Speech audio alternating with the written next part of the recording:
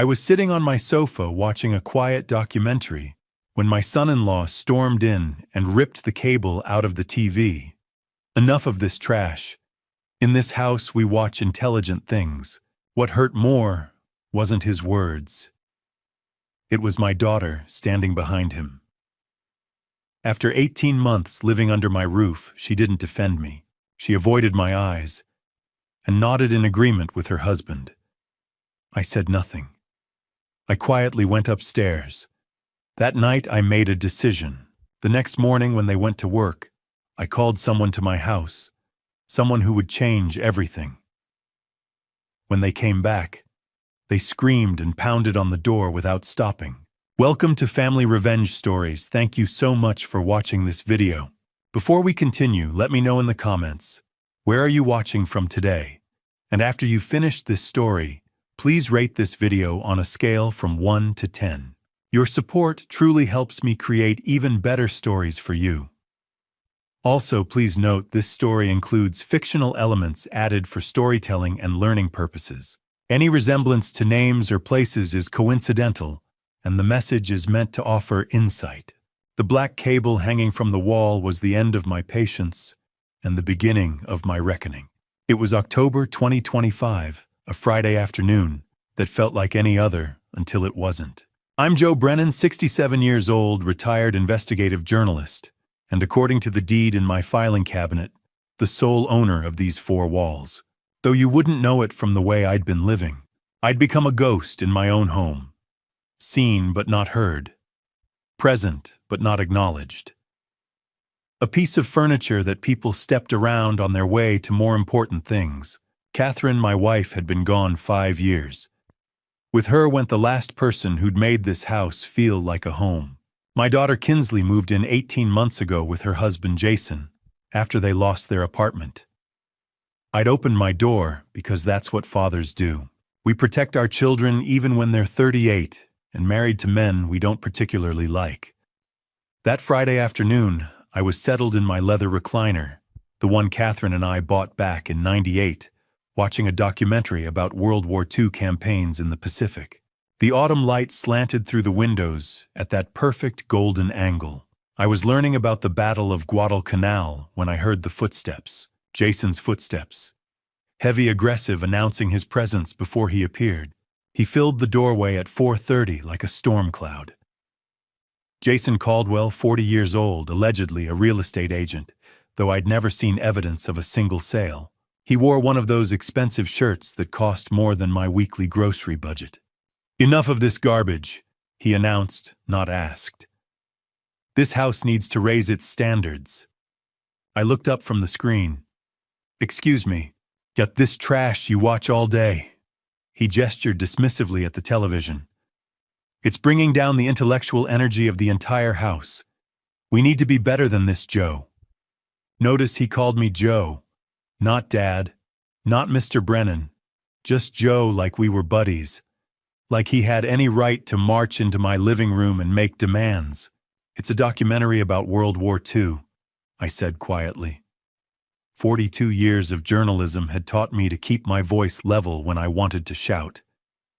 Educational programming. It's old men talking about old wars. He crossed the room in 3 strides. We're cultivating a more elevated atmosphere here, more refined. I should have seen it coming. Should have recognized the look in his eyes, that blend of contempt and entitlement I'd seen in dozens of criminals I'd exposed during my career. But this was my home, my sanctuary. Jason reached behind the television and yanked the cable out with one sharp pull. The plastic connector cracked. The screen dissolved into static, then darkness. The documentary narrator's voice, mid-sentence about Marine sacrifices, was cut off as abruptly as if I'd been the one to die. "Whoa there," he said, holding up the severed cable like a trophy. "That's better. Now maybe you can spend your time on something worthwhile instead of rotting your brain." I sat frozen, the remote still in my hand. Useless now. A piece of plastic pointing at a dead screen. "We'll discuss more appropriate entertainment options at dinner," he called over his shoulder, already walking away.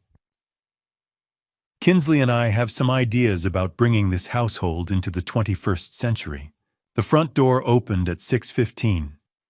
Kinsley's car, her footsteps on the porch, tired, careful, like someone who'd spent 12 hours on her feet at the hospital.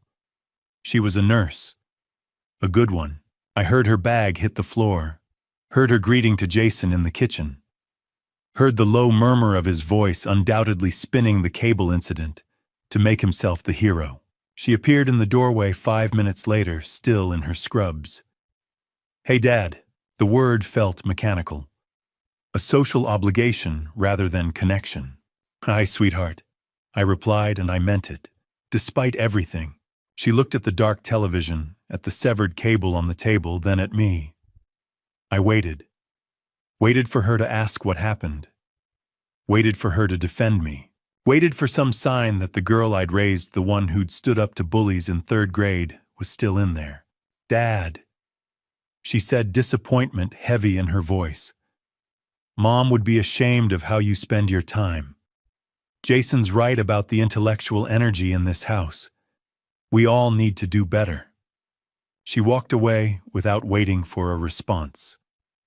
Probably went to congratulate her husband on being brave enough to discipline the old man. I sat there as the autumn light faded to dusk. Sat there as streetlights flickered on. Sat there holding that severed cable in my hands, feeling the broken plastic edges dig into my palm. 7 o'clock came and went. The house filled with sounds of Jason and Kinsley making dinner together, laughing at something on their phones, living their life in my home, as if I was already gone. As if I was just another piece of old furniture waiting to be hauled away. I looked at the cable, black, dead, useless in my hands. Then I looked at the walls around me. The walls Catherine and I had painted. The floor we'd refinished. The windows we'd chosen. The life we'd built. That's when I felt it. A shift inside my chest. Like a lock turning. Like something that had been sleeping for 18 months finally waking up. I'd spent 4 decades as an investigative journalist. I'd exposed corrupt politicians, fraudulent corporations, con artists who thought they were smarter than everyone else. I'd built a career on patience documentation and evidence, on knowing when to watch, when to wait, and when to act. For 18 months I'd been watching and waiting. Watching Jason take over my home. Watching Kinsley drift away. Watching myself disappear one small humiliation at a time. The watching was over. I stood slowly, my knees protesting but holding. I walked to my bedroom, the one room they hadn't claimed, and pulled out a yellow legal pad from my desk drawer, the kind I'd used for every investigation I'd ever conducted. At the top of the page I wrote October 18th, 2025, the cable. Below it, I began listing everything I'd noticed, but been too tired, too sad, too passive to act on. The credit card bills with unfamiliar charges, the whispered phone calls, the way Jason's eyes calculated the value of everything in my house when he thought I wasn't looking. I didn't sleep that night. How could I? Every time I closed my eyes, I saw the cable falling, heard Kinsley's voice defending him. By 11 o'clock, I stopped pretending rest was possible. I lay, staring at the ceiling, listening to the house breathe and settle until a thought cut through the fog with brutal clarity: stop being a victim, start being a journalist. The shift felt physical, like flipping a switch that had been untouched for years. Maybe longer. Maybe since Catherine died, and grief softened me, made me passive grateful for scraps of attention from my daughter. Somewhere along the way, I'd traded self-respect for proximity. Tonight that ended. At 11:30, voices drifted through the wall. Jason and Kinsley's bedroom shared it with mine, an arrangement that felt more invasive each day. I couldn't hear words, only the low cadence of his voice and her occasional replies. They were planning something. Probably about me. Probably how to manage the old man now that lines had been drawn. Let them talk. While they planned, I'd move. At midnight, I decided. I slipped from bed, pulled on the flannel robe Catherine gave me our last Christmas, and moved into the hallway in socked feet. The house was dark, except for the thin bar of light beneath their door. I paused, listening. Silence. Either asleep or occupied in ways I refused to imagine. I moved like I hadn't in years, slow and deliberate, rediscovering instincts forged on stakeouts and late-night investigations. Weight balanced, floorboards memorized, patience overriding urgency. Funny how the body remembers. My old study now. Jason's office sat at the end of the hall. The door wasn't locked. Why would it be in Jason's world I was harmless?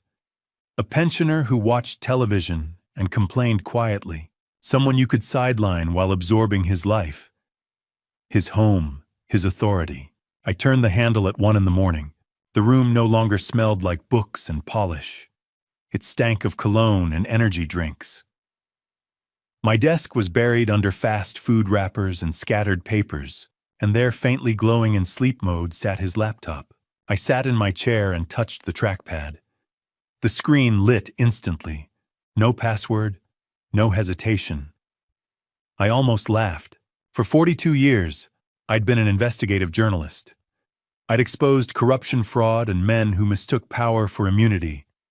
I'd done it with discipline and evidence. And here sat Jason Caldwell, convinced I was too broken to notice anything. How had I missed it? Grief.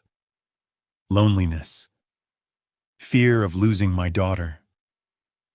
I'd swallowed indignities to keep family close. I'd paid with my dignity.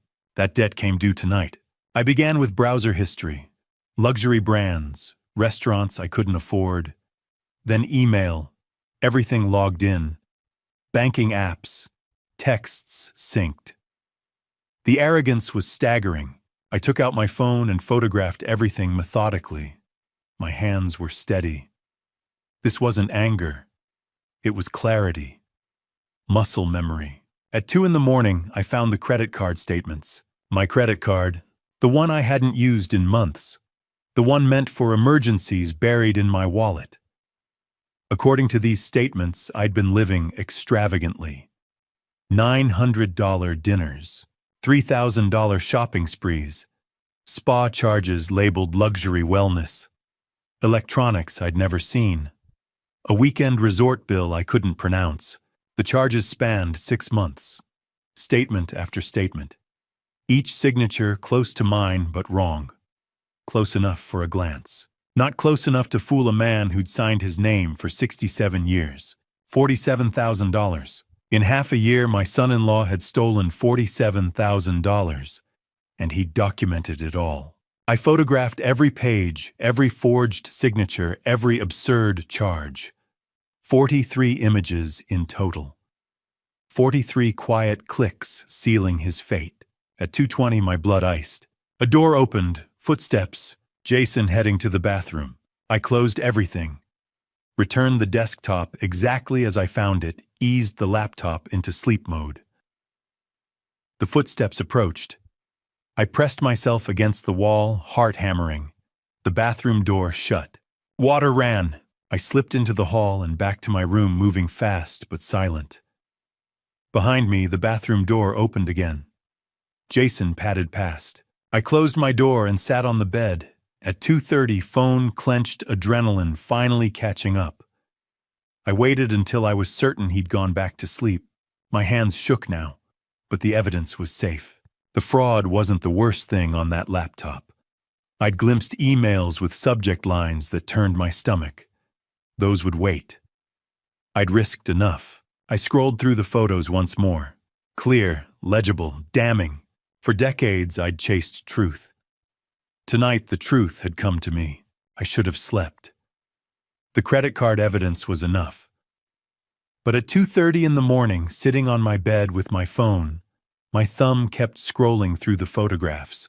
That's when I saw it. An email thread I'd captured almost by accident.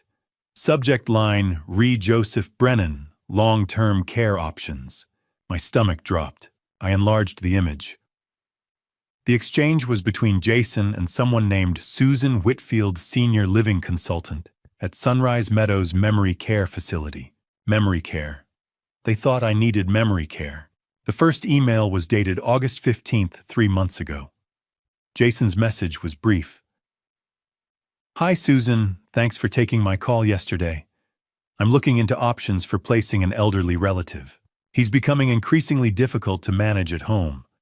What's the process for admission? Elderly relative. Difficult to manage. As if I was a problem to be solved rather than the man who owned the house he was living in. Susan's response came 3 days later, professional and sympathetic. We understand how challenging it can be when a family member shows signs of cognitive decline. Our facilities require documented evidence of such decline, as well as family consensus regarding professional care. We need medical assessments, proof of inability to maintain independent living, and either the patient's consent or legal power of attorney. I was 67 and sharper than I'd been at 40, but Jason was building a case that I was losing my mind. The September 10th email made my hands shake. Jason wrote, "The old man is stubborn but showing signs. Confusion about dates, repeating himself, occasional disorientation. My wife agrees he needs professional care. We're both concerned about his safety. What documentation would you need from us? Lies." Every word was lies. I'd never been confused or disoriented. This was pure fabrication to justify warehousing me while he sold my house, and he claimed Kinsley agreed. My daughter, who'd promised at her mother's funeral to always take care of me, had apparently signed off on having me declared incompetent, unless he was lying about that too. Susan's response outlined the roadmap physician's assessment, documenting cognitive decline power of attorney established, while the patient was still competent enough to sign. Then admission paperwork. Jason had been laying groundwork, probably shopping for a doctor willing to diagnose decline in a healthy man, drafting power of attorney documents for me to sign without reading carefully. The final email, dated September 28th, was the most damning. Jason wrote, "Attached is the brochure and preliminary application with his information. Once Joseph is placed in your care and power of attorney transfers, the house can be sold within 90 days.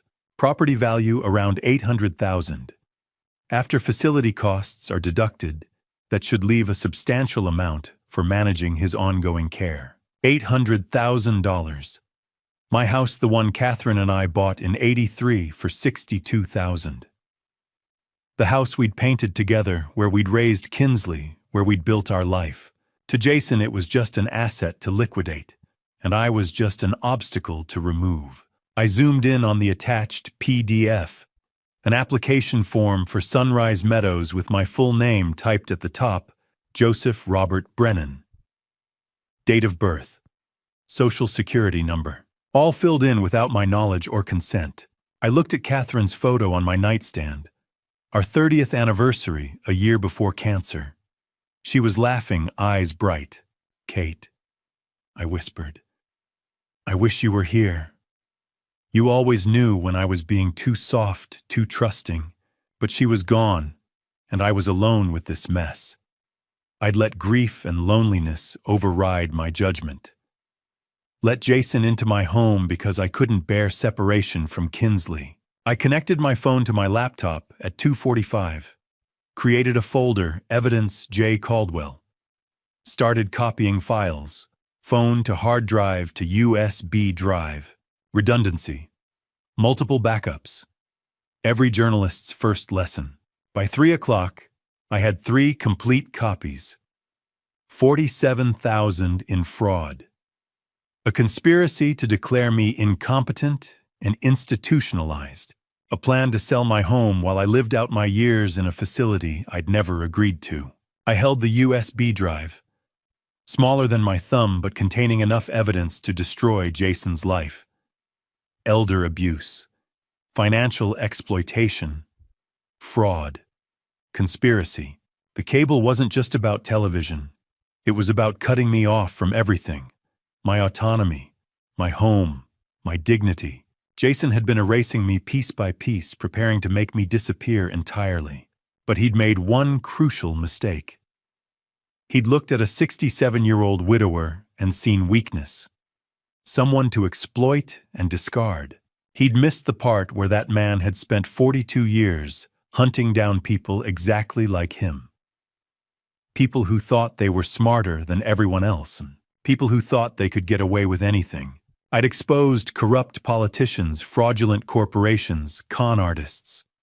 I'd built a career on patience, documentation, evidence. I'd never lost a story.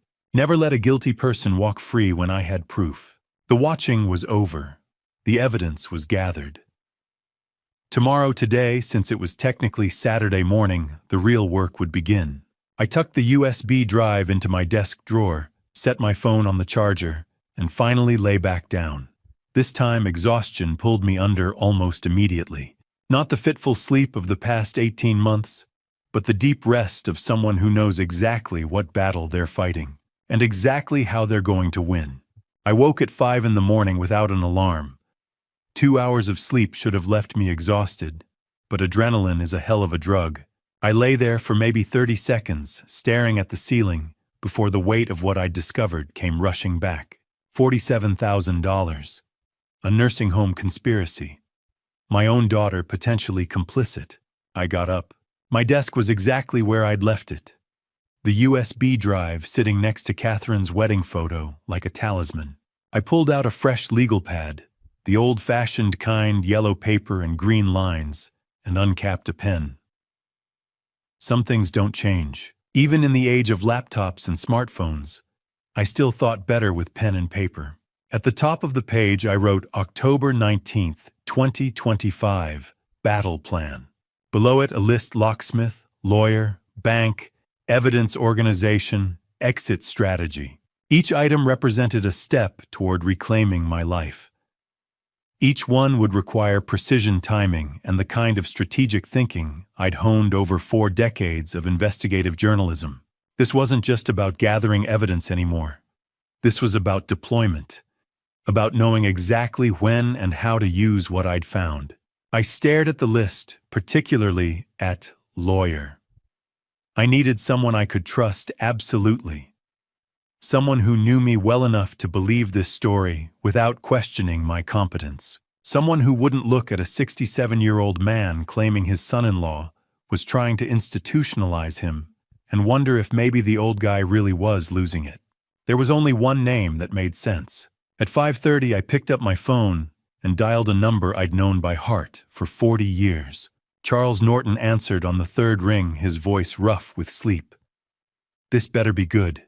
Do you know what time it is?" "Charles, it's Joe Brennan. I need your help."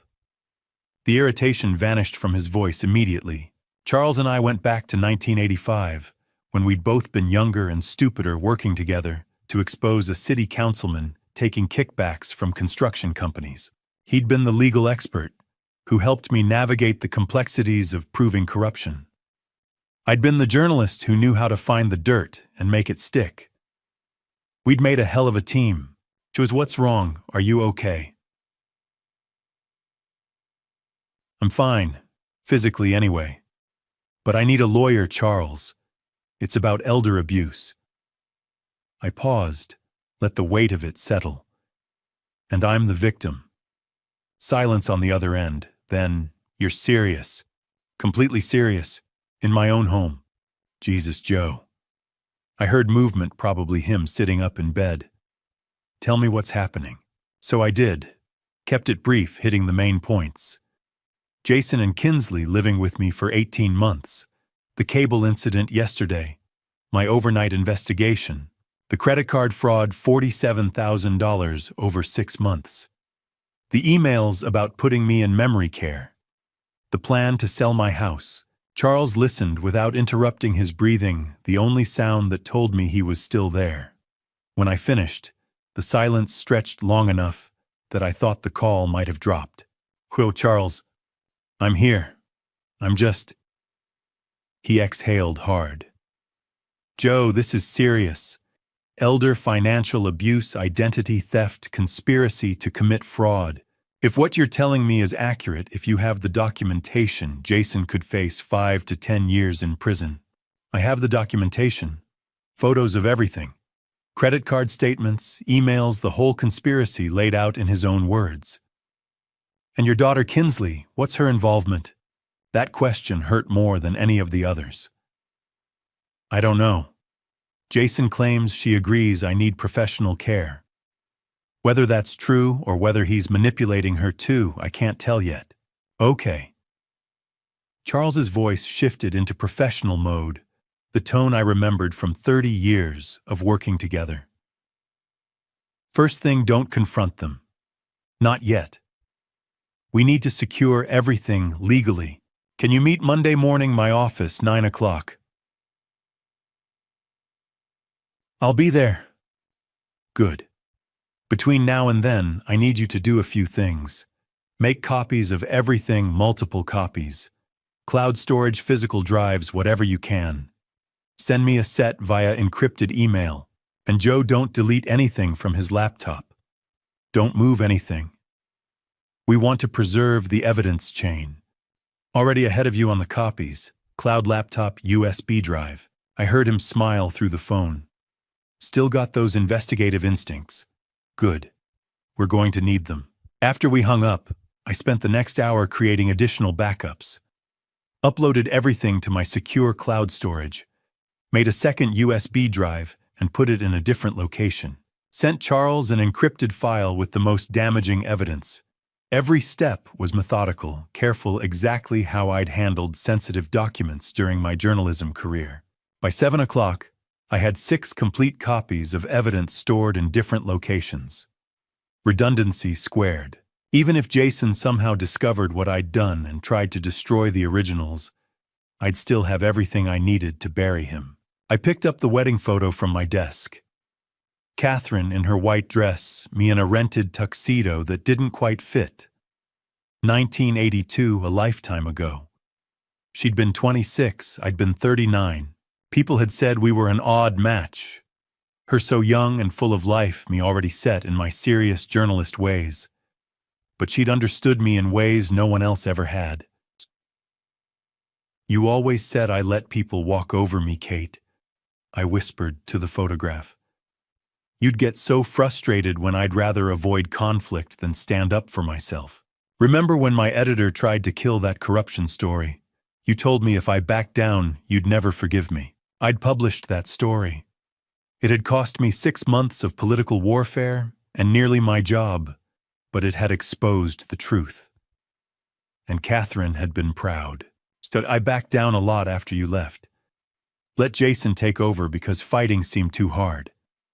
Let Kinsley drift away because I was afraid of losing her completely. You'd be disappointed in me. I set the photo down gently. But not anymore. Watch me fight, sweetheart. This one's for both of us. At 8 o'clock, I heard movement upstairs. Water running, footsteps. The sounds of Jason and Kinsley starting their Saturday morning, as if yesterday's cable incident had been nothing. As if they hadn't spent months plotting to rob me blind and lock me away. I sat at my desk, legal pad in front of me, evidence secured in multiple locations, lawyer-consulted strategy forming. Jason thought he was dealing with a confused old man, a non-threat, someone who could be pushed around and eventually erased. By Monday morning, he was going to learn exactly how wrong he'd been. I'd spent 42 years taking down people who thought they were untouchable. Jason Caldwell was just another name on a very long list, and I'd never failed to expose the truth yet. The sound of Jason's truck backing out of the driveway at 7:45 that Monday morning was different somehow. Sharper, more final. 5 minutes later, Kinsley's sedan followed her tires crunching over the fallen October leaves that carpeted our street.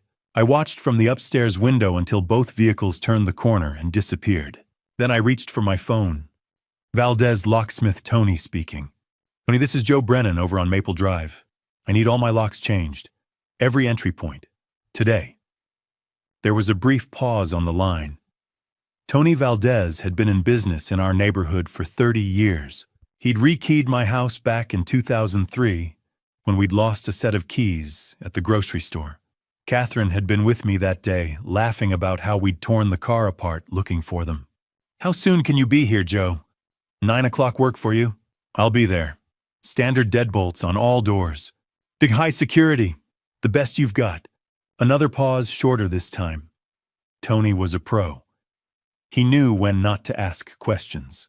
Got it. See you at 9. I hung up and looked at the clock. 1 hour and 15 minutes until the first lock turned. Until the first piece of my home became mine again. I spent that hour moving through the house like a ghost, cataloging everything that would soon be behind new locks. The front door where Jason had stood 2 nights ago with that black cable in his hand. The back door where he'd started parking his truck too close to mine, boxing me in. The garage door, the basement entrance. 4 points of entry.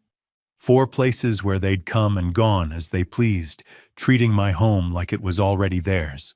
At 8:55, Tony's white van pulled into the driveway. I met him at the door before he could knock. "Morning, Joe." He was carrying 2 heavy toolboxes and had a duffel bag slung over his shoulder. Professional, efficient.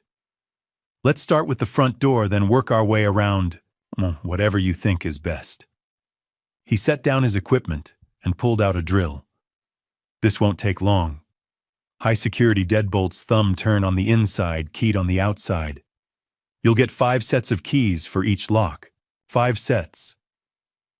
I hadn't thought about that. 5 sets meant control. 5 sets meant I could decide who got in and who stayed out. The drill bit into the old lock at 9:15. The sound cut through 18 months of silence, of tiptoeing around my own home, of pretending not to hear them in the next room, planning my future. Metal shavings fell to the doorstep like snow. Tony worked with the ease of someone who'd done this 10,000 times, his hands steady and sure. There we go. The old deadbolt came free with a metallic scrape. This one's seen better days. I held it in my palm. It was warm from the friction of removal, the brass worn smooth in places. How many times had Jason's key turned this lock? How many times had they walked through my door without knocking, without asking, treating my threshold like it was theirs? "Toss it, please." He dropped it into a bucket with a satisfying clang and reached for the new lock. This one was chrome, heavy, solid. When he installed it and handed me the first key, it felt like holding a piece of my dignity. "Try it." I slid the key into the lock. It turned smooth as butter. Click. The bolt shot home. Click. It retracted. 4 times I tested it, feeling the precision of new mechanisms, the promise of security. Back door next. We moved through the house in silence. The drill sang its metallic song at the back entrance at 9:45. Same process. Old lock out, new lock in. Tony worked with the kind of efficiency that comes from decades of experience, never wasting emotion. Garage at 10:15. Lead the way.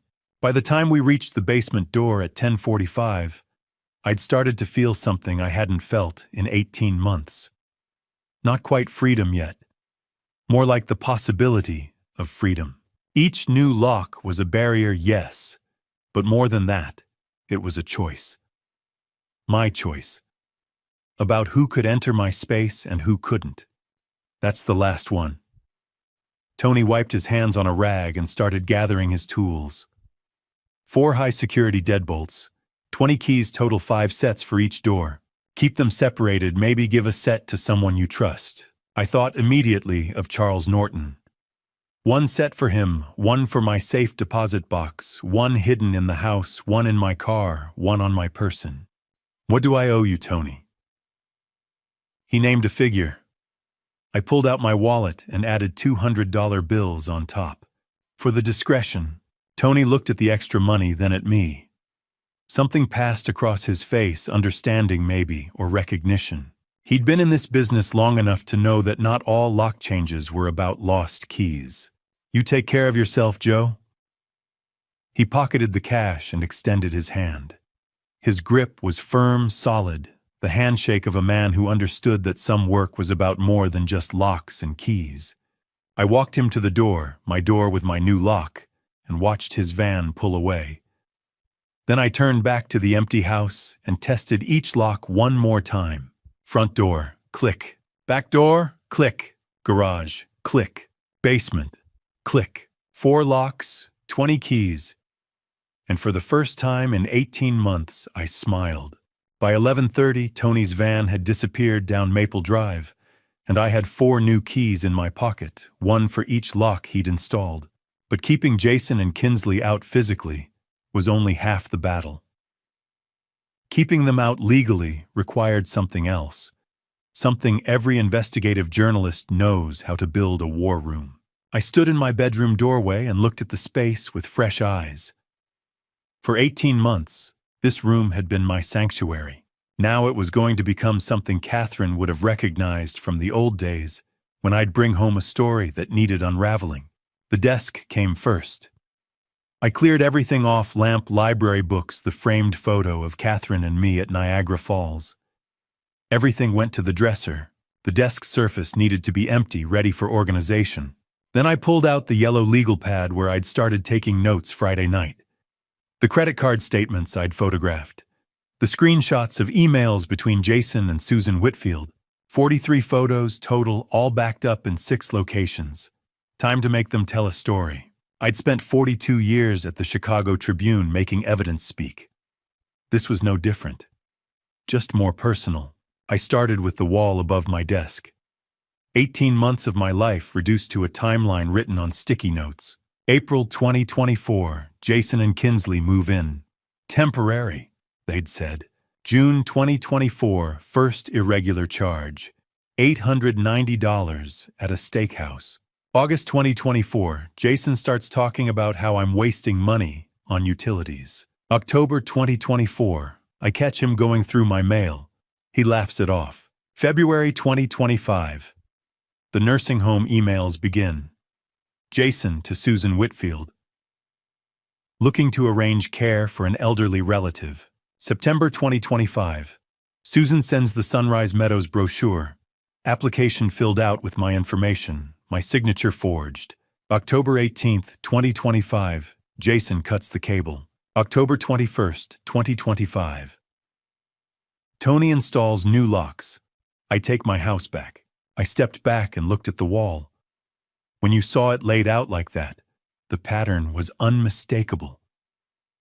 This wasn't a son-in-law who'd overstayed his welcome. This was a predator who'd been circling from the start. Next came the evidence categories. 3 folders, 3 colors. I'd learned this system covering the city corruption scandal back in 2009. Red folder, financial evidence. Credit card statements showing $47,000 in fraudulent charges. Screenshots of my forged signature compared to my real one. Bank records showing my checking account balance dropping from comfortable to concerning. Blue folder, communication evidence. Every email between Jason and Susan Whitfield. The nursing home brochure. Text messages I'd photographed from Jason's phone last week. Messages to Kinsley about when the old man's out of the picture. Green folder, witness statements. Barbara Peterson next door had seen Jason carry boxes from my basement back in July. Arthur Coleman, 3 doors down, had heard Jason on the phone talking about property values.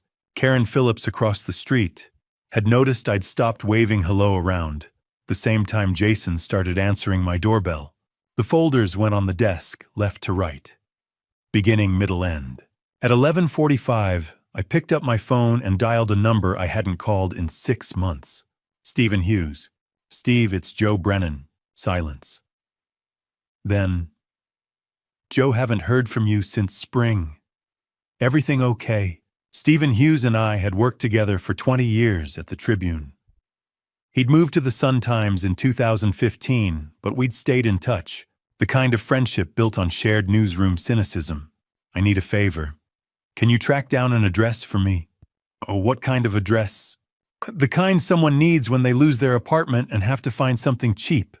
Fast. Stephen knew better than to ask too many questions. Give me 2 hours.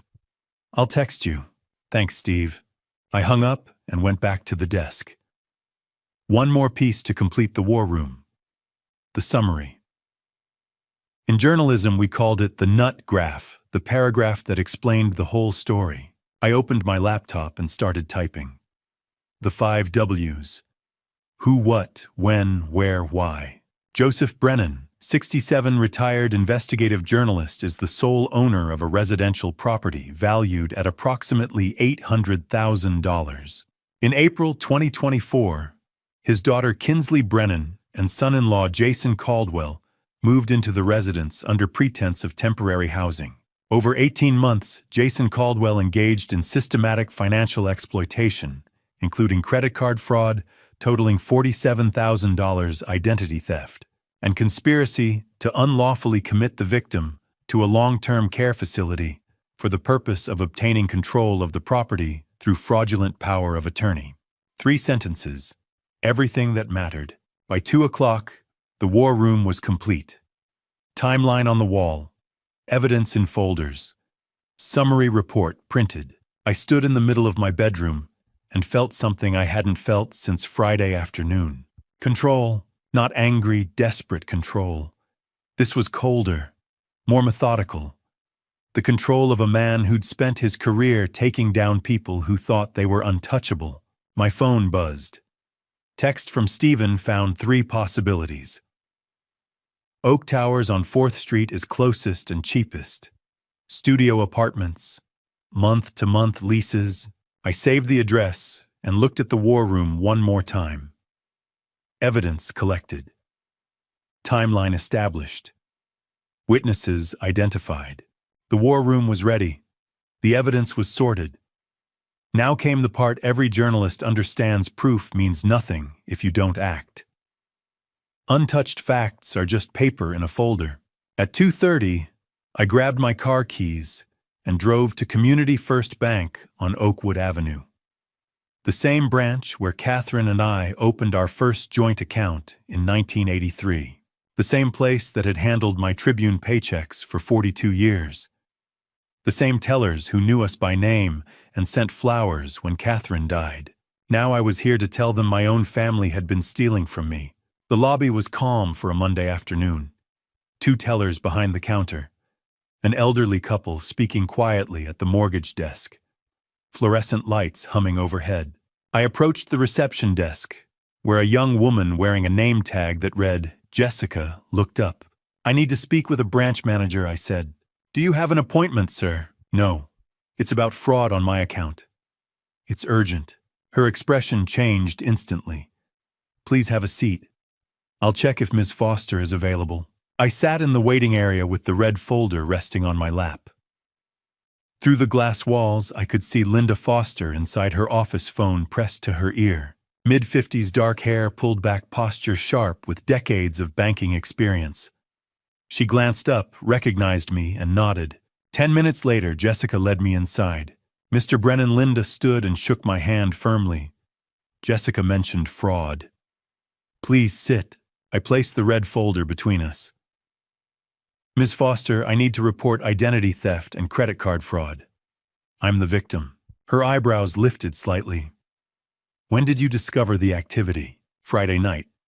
But it's been happening for 6 months." I opened the folder.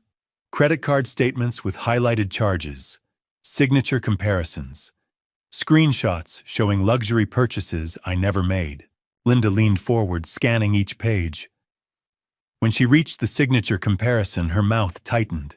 "Mr. Brennan," she said quietly, "this totals $47,000. "Yes, and you only discovered this recently." I trusted the wrong person. She looked at me, and I recognized that look the moment when a professional realizes this isn't a minor issue. Who did this? My son-in-law. He intercepted my mail, forged my signature, and used my credit card without permission. She exhaled slowly and reached for her phone. "This qualifies as elder financial abuse. It's a serious crime." "I know. I covered financial crimes for the Chicago Tribune." Something shifted in her expression. Recognition, maybe respect. She dialed an internal number. "This is Linda Foster, Oakwood branch. I need fraud services for identity theft and unauthorized use. Amount approximately $47,000 over 6 months." She listened. "Yes, I'll hold." While waiting, she pulled up my account history. I watched her scroll through transaction after transaction. steakhouses I'd never visited, boutiques I'd never entered, a luxury hotel stay while I'd been home watching documentaries. "Yes, I'm here," she said into the phone. "Account number." She read it aloud. "Freeze all cards immediately. Initiate disputes on all flagged charges. The customer is present with documentation." "Understood." She ended the call and faced me. "Your card is frozen as of now. No purchases can be made. We're also placing enhanced fraud protection on your account. Any transaction over $50 will require voice verification directly from you." "Good. I'll also give you documentation for law enforcement and legal counsel." She glanced at the folder. "Do you have an attorney?" "Charles Norton." Her lips curved slightly. "Charlie Norton, I know him." "You're in good hands." She spent the next 20 minutes generating reports, completing affidavits, and creating a formal trail. Each time I signed my name, my real signature, I felt a measure of control return. "Mr. Brennan," she said carefully, "does your daughter know what her husband has been doing?" The question hit harder than any number on those statements. "I don't know," I said, "but I'm going to find out." She organized the paperwork and handed me a final folder. "This confirms the fraud report, case number, disputed amount, date filed. Keep copies." "I always do." She smiled faintly. "Journalist habit." "Something like that." She walked me to the door. "I'm sorry this happened. No one should have to defend themselves from family." "No," I agreed. "They shouldn't." I left the bank at 4 o'clock, with the fraud confirmation in hand, and $47,000 officially frozen. The October sun slanted low across the parking lot, shadows stretching long. In less than 2 hours, Jason and Kinsley would come home. They'd pull into the driveway like every Monday. Jason would reach for his key, and it wouldn't work. I drove home with the fraud report on the passenger seat, ready for what came next. The house was quiet when I walked through the front door at 4:30. The new lock turned smoothly under my key now not theirs. I set the bank's fraud confirmation letter on the kitchen counter and looked at the clock on the microwave. Jason and Kinsley usually got home between 6 and 6:30. That gave me 2 hours. I climbed the stairs to the bedroom they'd been using. My old home office, the one Catherine had helped me paint a soft gray back in 2012. The door was open. I stood in the doorway for a moment, looking at how they'd rearranged it. Their bed where my desk used to be. Jason's suits hanging in the closet where I'd kept my file cabinets. Kinsley's nursing scrubs draped over the chair. 18 months ago, I'd helped them carry boxes up these stairs.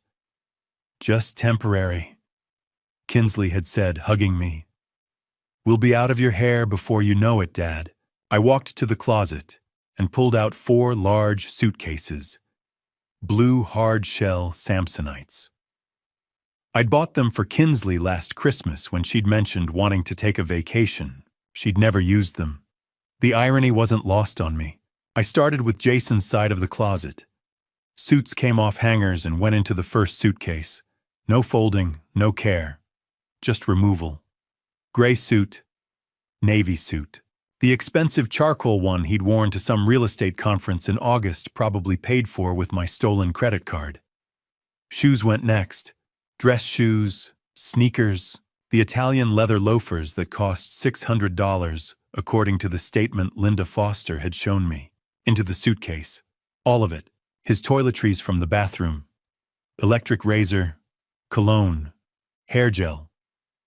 The laptop charger he always left plugged in by the bed. I unplugged it and coiled it loosely, dropping it on top of the suits. The first suitcase filled fast. I zipped it closed and moved to the second one.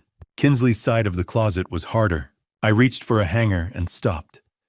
The cream-colored cardigan she'd worn last Christmas morning. We'd made pancakes together, me, Jason, Catherine's recipe. Kinsley had laughed at something, and for a moment it had felt like family again. Like maybe having them here wasn't so bad after all. I folded the cardigan carefully and placed it in the suitcase. Her nursing scrubs, her sneakers, the collection of scarves she kept organized by color, her hairbrush from the dresser. Each item felt heavier than it should have. I opened her nightstand drawer to pack whatever was inside and found a photograph. 5x7 in a silver frame I'd given her when she graduated high school. Kinsley at 5 years old, gap-toothed smile, clutching the teddy bear I'd won for her at the county fair. She'd named it Mr. Buttons, slept with it every night until she was 12. I sat down on the edge of the bed, holding the photo. I'd helped her pack for college in 2007, driven her to Northwestern with a trunk full of dreams and new bed sheets, watched her walk into the dorm with that same gap-toothed confidence, ready to become a nurse and help people. 18 years later, I was packing her belongings to put her out of my house. The weight of it settled in my chest.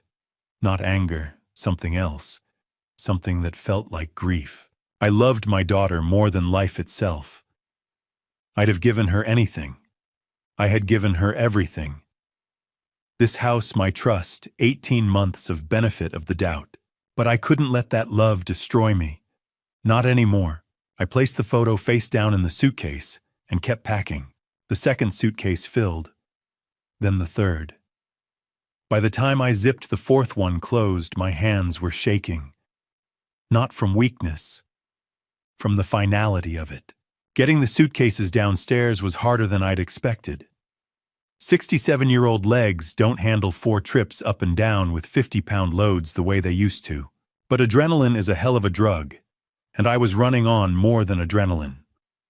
I was running on 42 years of finding truth and 18 months of living with lies.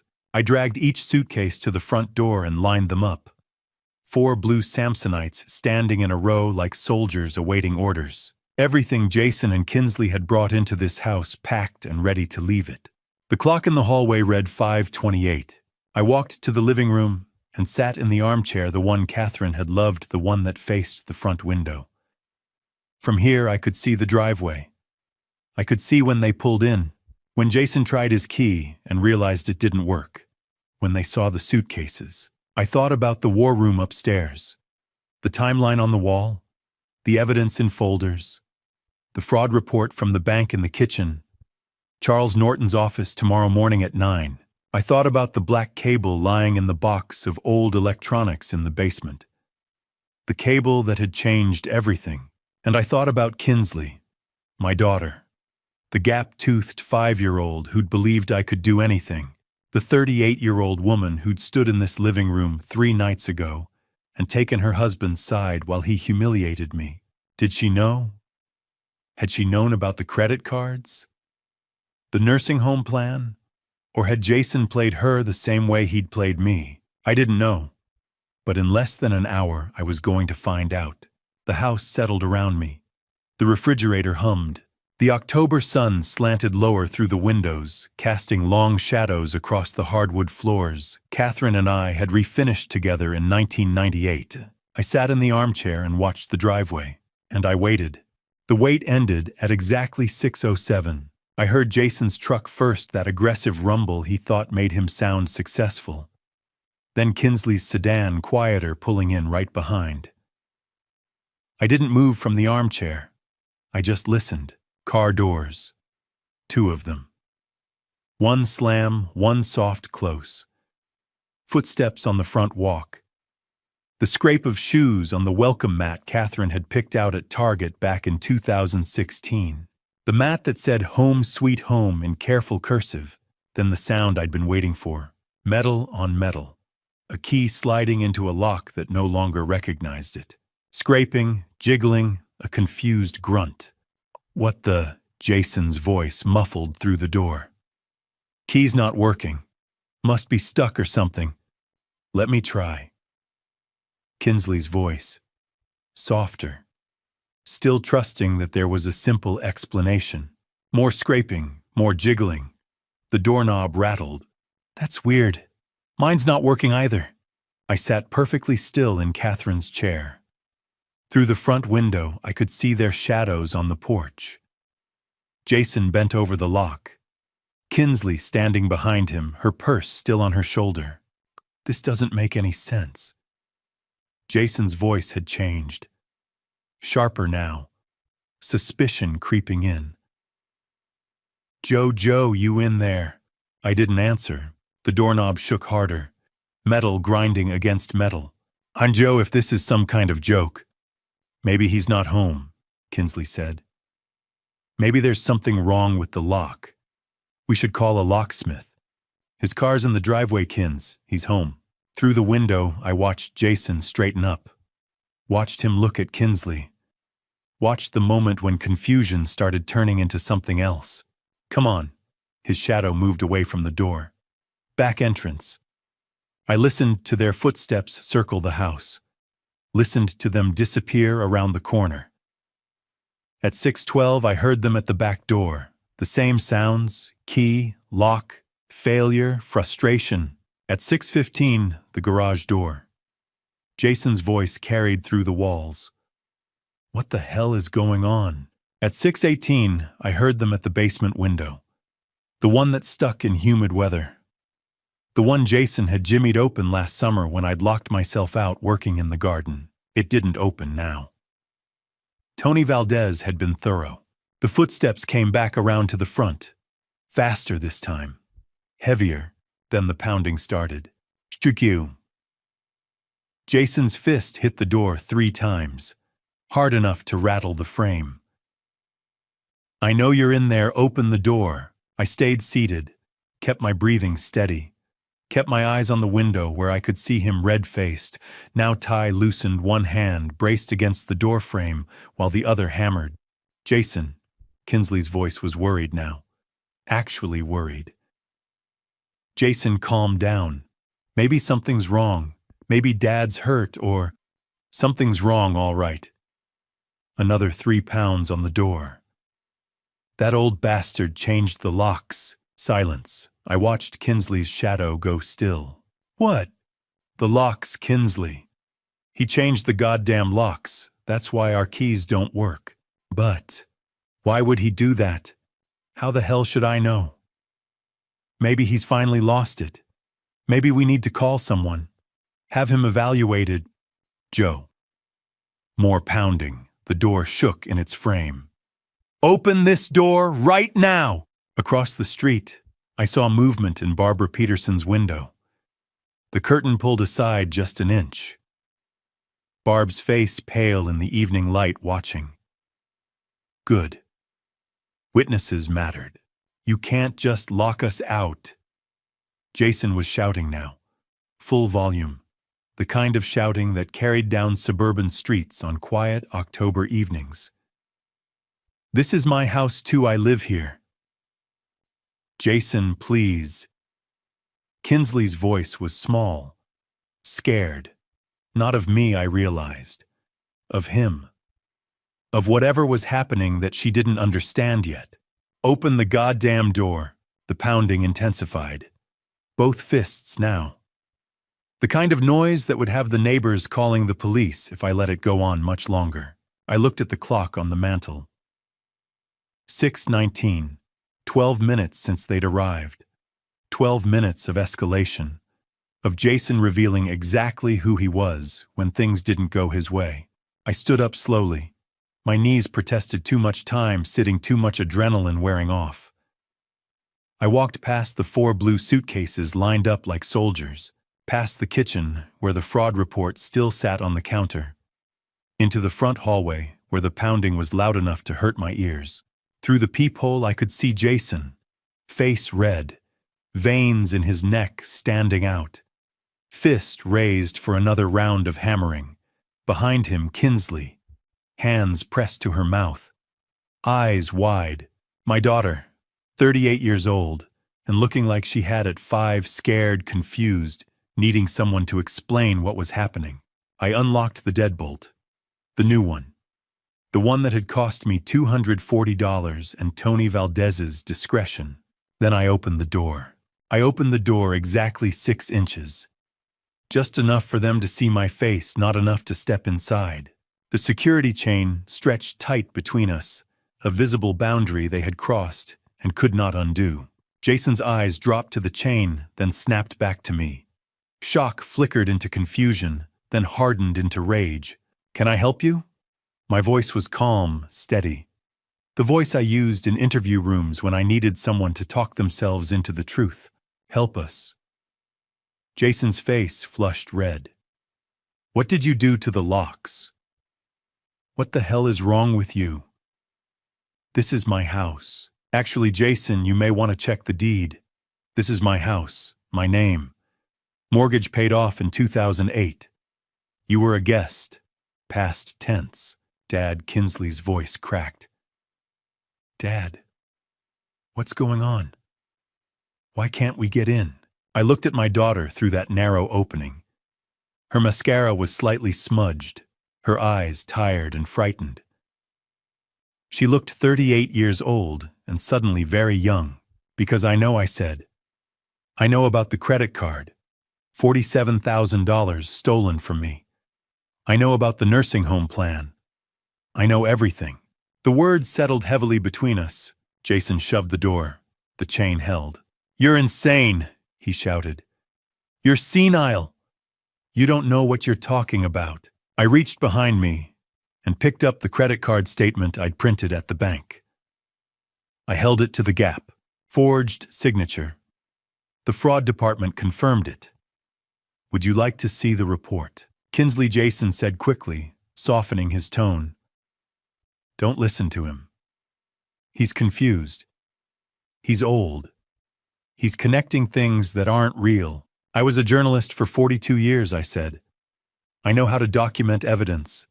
I know how to build a case. I raised the printed emails. I have your correspondence with Sunrise Meadows, applications with my information already filled in, a timeline for selling my house once you had me committed. Kinsley's face drained of color. She turned slowly toward her husband. Dad? Her voice trembled. Is this true? Of course it's not. Jason snapped, gripping her arm.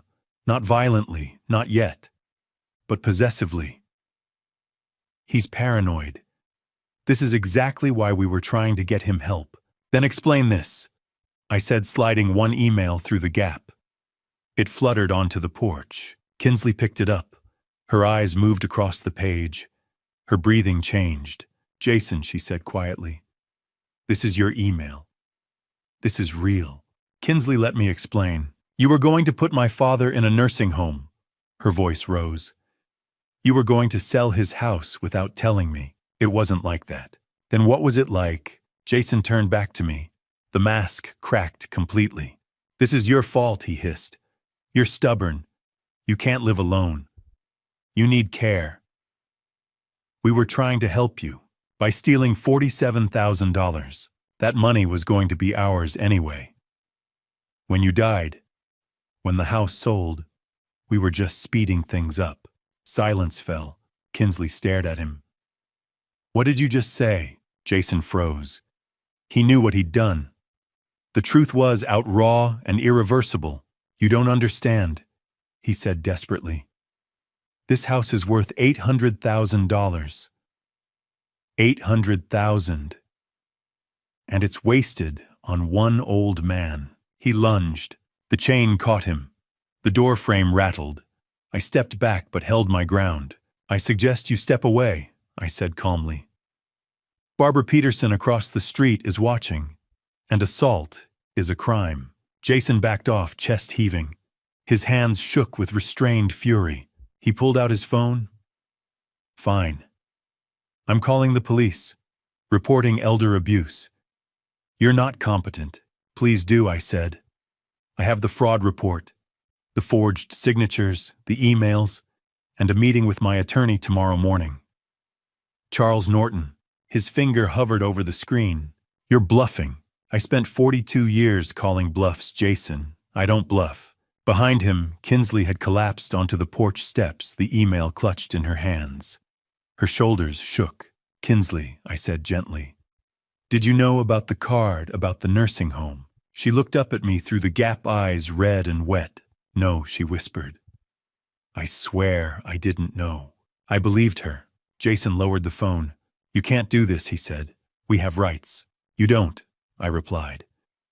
You're not on the deed. Your belongings are packed. 4 suitcases. You can collect them now. Where are we supposed to go? I don't know, I said. But you should have thought about that earlier. Jason stared at me, hatred naked in his eyes. This isn't over. Yes, I said softly, it is. I closed the door, turned the deadbolt, heard it lock, and through the wood and steel I heard my daughter begin to cry. Red and blue lights washed across the front of my house at 6:45. 2 police cruisers pulling up to the curb with that deliberate slowness that says we're here, everyone pay attention. I watched through the living room window as the lights painted the October evening in strobing colors. Across the street, Barbara Peterson's front door opened. 2 houses down, Karen Phillips stepped onto her porch. Arthur Coleman appeared at his mailbox, not bothering to pretend he wasn't staring. The cavalry Jason had called. Or maybe the witnesses I needed. 2 officers emerged from the cruisers. The first was mid-40s, solid build, the kind of presence that came from 20 years on the job. His nameplate read, Reynolds. The second was younger, early 30s, maybe following Reynolds's lead. Davis. Jason met them halfway up the walk, his voice carrying in the evening quiet. Officers, thank God you're here. He pointed at the house. At me, still visible through the window. My father-in-law, he's having some kind of episode. He's locked us out of the house. Our own home. He's acting completely erratic. We're worried for his safety. He might be having a stroke or, I don't know. Maybe dementia. Finally, behind him, Kinsley stood on the sidewalk, arms wrapped around herself. Her face was blotchy from crying. When she spoke, her voice shook. He's not usually like this. Dad's always been so normal. I don't understand what's happening anymore. Officer Reynolds held up one hand. Everyone just calm down. Let's take this one step at a time. He looked at Jason, then at Kinsley, then at the house. Sir, you're saying this is your father-in-law's residence.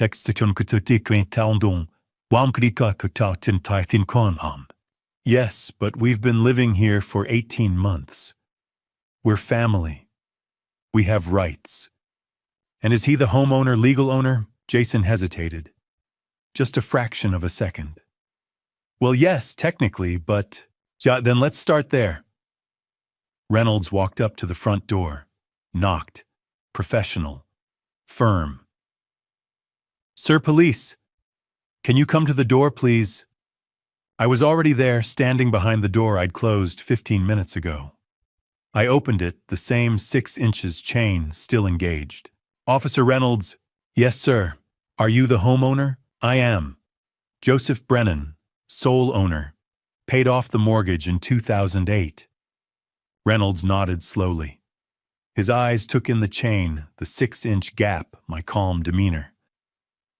Mr. Brennan, your son-in-law called us. He says you've locked them out. He's concerned about your mental state. Officer, I'm a retired investigative journalist. I worked for the Chicago Tribune for 42 years. My mental state is fine. What's not fine is the $47,000 they stole from me. I paused. Could I show you something inside just you? Reynolds glanced back at Jason and Kinsley, then at his partner. Mr. Caldwell, Mrs. Brennan, please wait here with Officer Davis. I'm going inside to speak with Mr. Brennan. But you can't just... Jason started. Sir, this is his property. If he invites me in, I'm going in. Please wait here. I unhooked the chain and opened the door. Reynolds stepped through. I closed it behind him, leaving Jason's protests muffled on the other side. In the living room, I'd already set up everything on the coffee table. Like a journalist presenting a story. Like a man who'd spent 4 decades building cases. Officer, this is the property deed. My name only. This is my paid-off mortgage statement from 2008. I laid them out. These are credit card statements showing $47,000 in fraudulent charges over the past 6 months. These are signature comparisons, mine versus the forgeries. These are emails between my son-in-law and a nursing home consultant planning to have me committed so they could sell my house. Reynolds pulled out a small flashlight and examined each document. Took his time. 5 full minutes of careful review. Finally, he looked up. Mr. Brennan, what you're describing is elder financial abuse. identity theft, potentially conspiracy to commit fraud. You have every right to refuse them entry to your home. In fact, given this evidence, I'd advise it. I just want my house back, officer, and I want them held accountable. I'll need to file a report. You should contact an attorney. He paused, noticing Charles Norton's business card on the table. I see you already have. That's good. That's very good. He made notes in a small pad, photographed several of the documents with his phone camera. When he was satisfied, he stood. Mr. Brennan, you're the victim here, not them. Don't let anyone tell you different. We walked back to the front door together. When Reynolds opened it and stepped out, Officer Davis was standing with Jason and Kinsley exactly where they'd been left, neighbors still watching from porches and doorways, the blue and red lights still painting everything in alternating colors. Reynolds walked down the porch steps and faced them. Mr. Caldwell, Mrs. Brennan, I've reviewed the situation. This property belongs to Joseph Brennan. He has provided documentation of financial crimes committed against him. You are not legal residents of this property. You need to leave. Now. Jason's face went red. This is absolutely insane. We live here. That old man is making things up. He's confused. Sir, I've seen the documents, bank statements, forged signatures, email correspondence about nursing home placement without his knowledge or consent.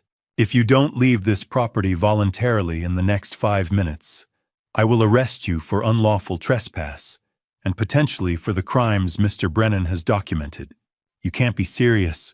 I'm very serious, Mr. Caldwell. Officer Davis cleared his throat. Officers, there are 4 suitcases by the front door. Looks like Mr. Brennan has already packed their belongings.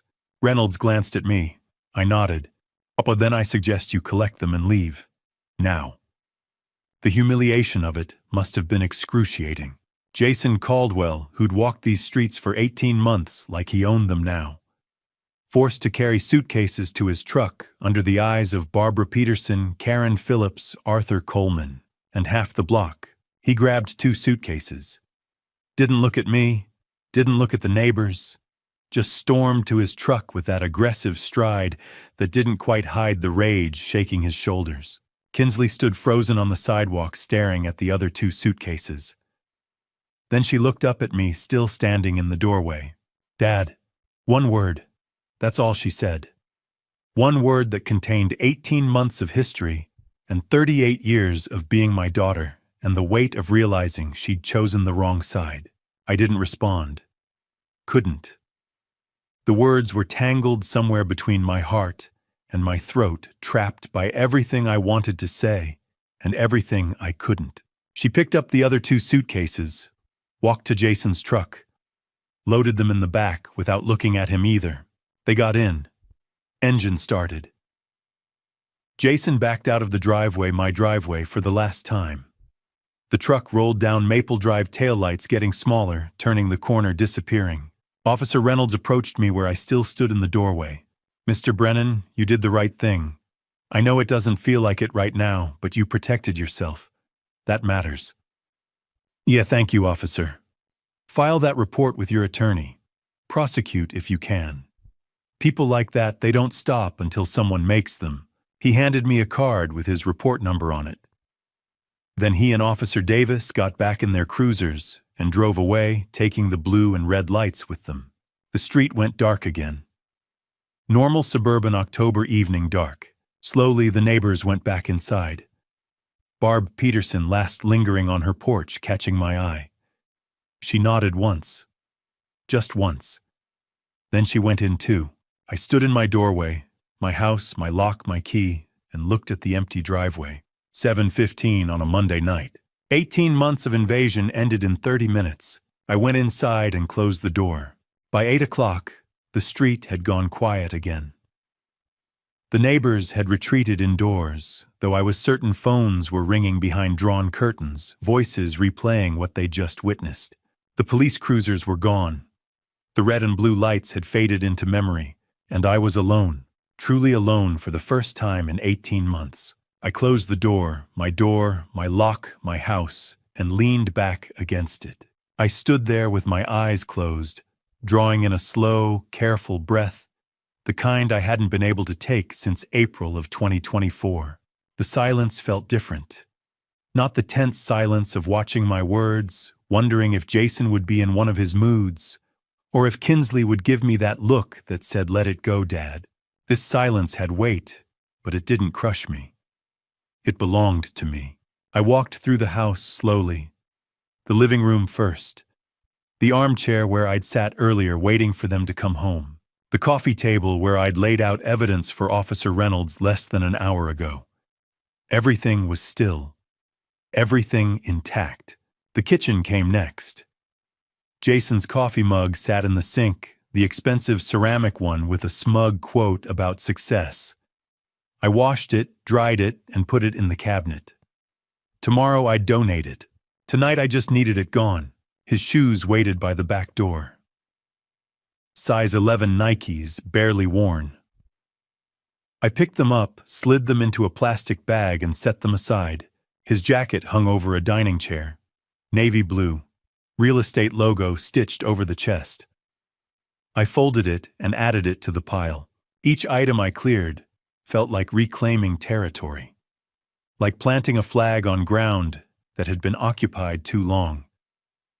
This space is mine again. At 8:30, I opened the refrigerator and really looked inside. For months, I'd eaten whatever was quickest, whatever caused the least friction. Tonight, I pulled out pasta butter garlic. Simple. The kind of meal Catherine used to make when neither of us felt like fussing. I boiled water, minced garlic, melted butter in a pan. The smell filled the kitchen, warm and familiar, and for the first time since they'd moved in, the house smelled like my cooking. I sat at the dining table instead of standing at the counter.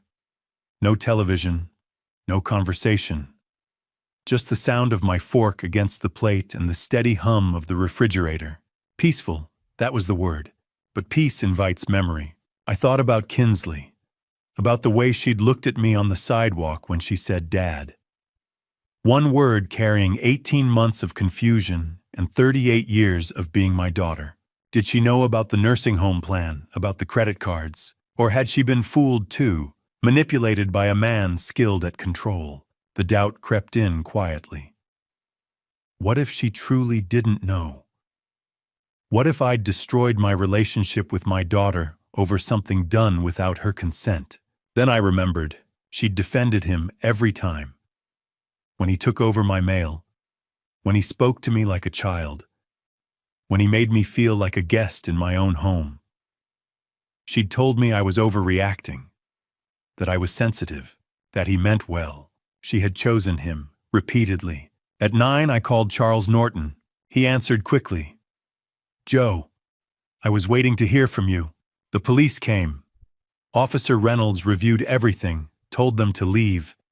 They're gone." "That's good," he said. "How are you holding up?" "I don't know yet. That's honest. Listen, you did everything right. But you need to prepare yourself. Jason won't accept this quietly. I know. Stay in your house, but be careful. Lock your doors. Call me if anything happens." "I will. We'll meet tomorrow at 9. We'll start the legal process. Restraining order, civil suit, possibly criminal charges. See you then." After I hung up, the house felt larger, quieter. The old clock Catherine bought in 1994 ticked steadily on the mantel. At 10, I turned on the news. Watched stories that had nothing to do with me. Tried not to imagine where Kinsley and Jason were sleeping. My eyes drifted to a photograph on the side table. Catherine, 45, smiling in our backyard. 2002. Healthy. Happy. Did I do the right thing? I asked the empty room. Did I choose survival over our daughter's happiness? The photo didn't answer. Memory did.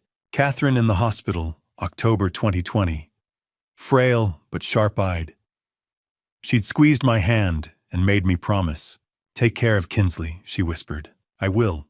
"But Joe," she'd said, tightening her grip. Promise you'll take care of yourself too. Don't let anyone make you small, I'd promised. 3 days later, she was gone. 5 years later, I'd finally kept both promises. At 11, I went upstairs. Brushed my teeth in a bathroom free of Jason's cologne. Slid into my bed, and pulled the covers close. The house creaked in familiar places. The October wind brushed the windows. Tomorrow would bring lawyers, judgment, and consequences. But tonight I was just tired. 3 days passed in a strange kind of limbo. On Tuesday, I met Charles at his office and signed paperwork. Restraining order petition, fraud declarations, civil suit preparation. My signature, my real signature, went on document after document, while Charles explained timelines in that calm attorney voice that made everything sound survivable. On Wednesday, I called a glazier to replace the front window, the one where the cable had hung. I told him I'd broken it while moving furniture, a small lie, but easier than explaining I needed to erase the reminder. I called Kinsley twice that day, both times voicemail. I didn't leave messages. I had no words that wouldn't sound like accusations or apologies for surviving. By Thursday morning, worry had teeth. It gnawed through breakfast, through my second cup of coffee, through the news I wasn't really watching. So I did what I'd done for 42 years. I investigated. At 9, I called Stephen Hughes. Joe was hoping you'd call. I got what you asked for.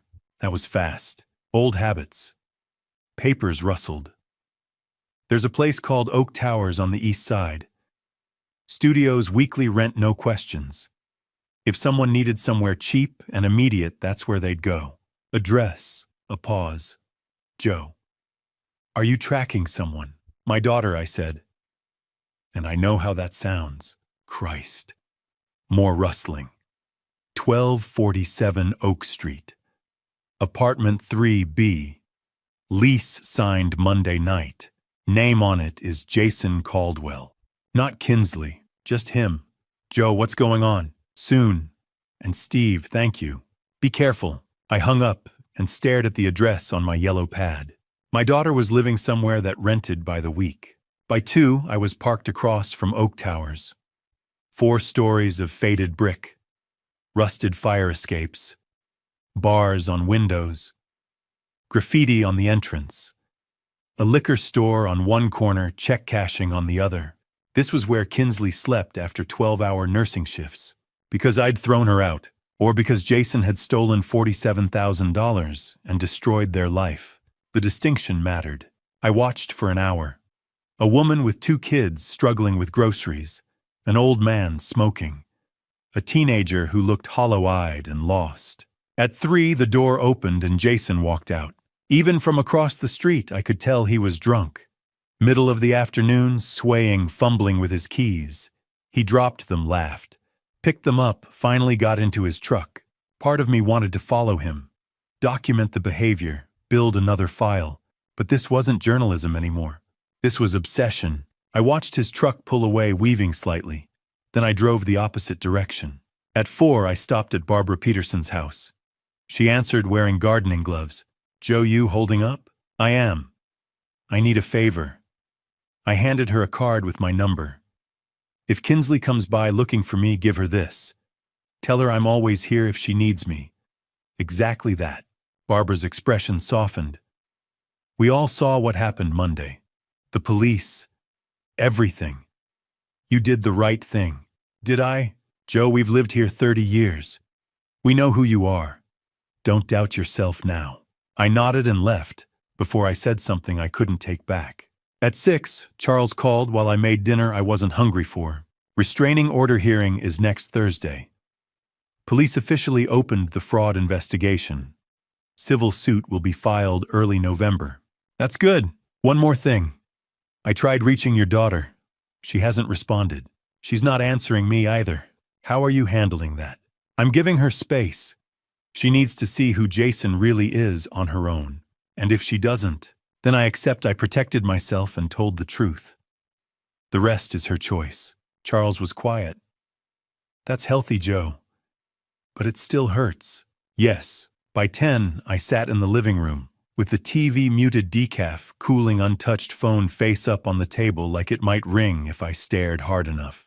It didn't. I thought about Kinsley in that apartment, about Jason drunk at 3 in the afternoon, about the kind of man who ruins everything and then numbs himself while his wife works herself raw. I thought about Catherine's promise.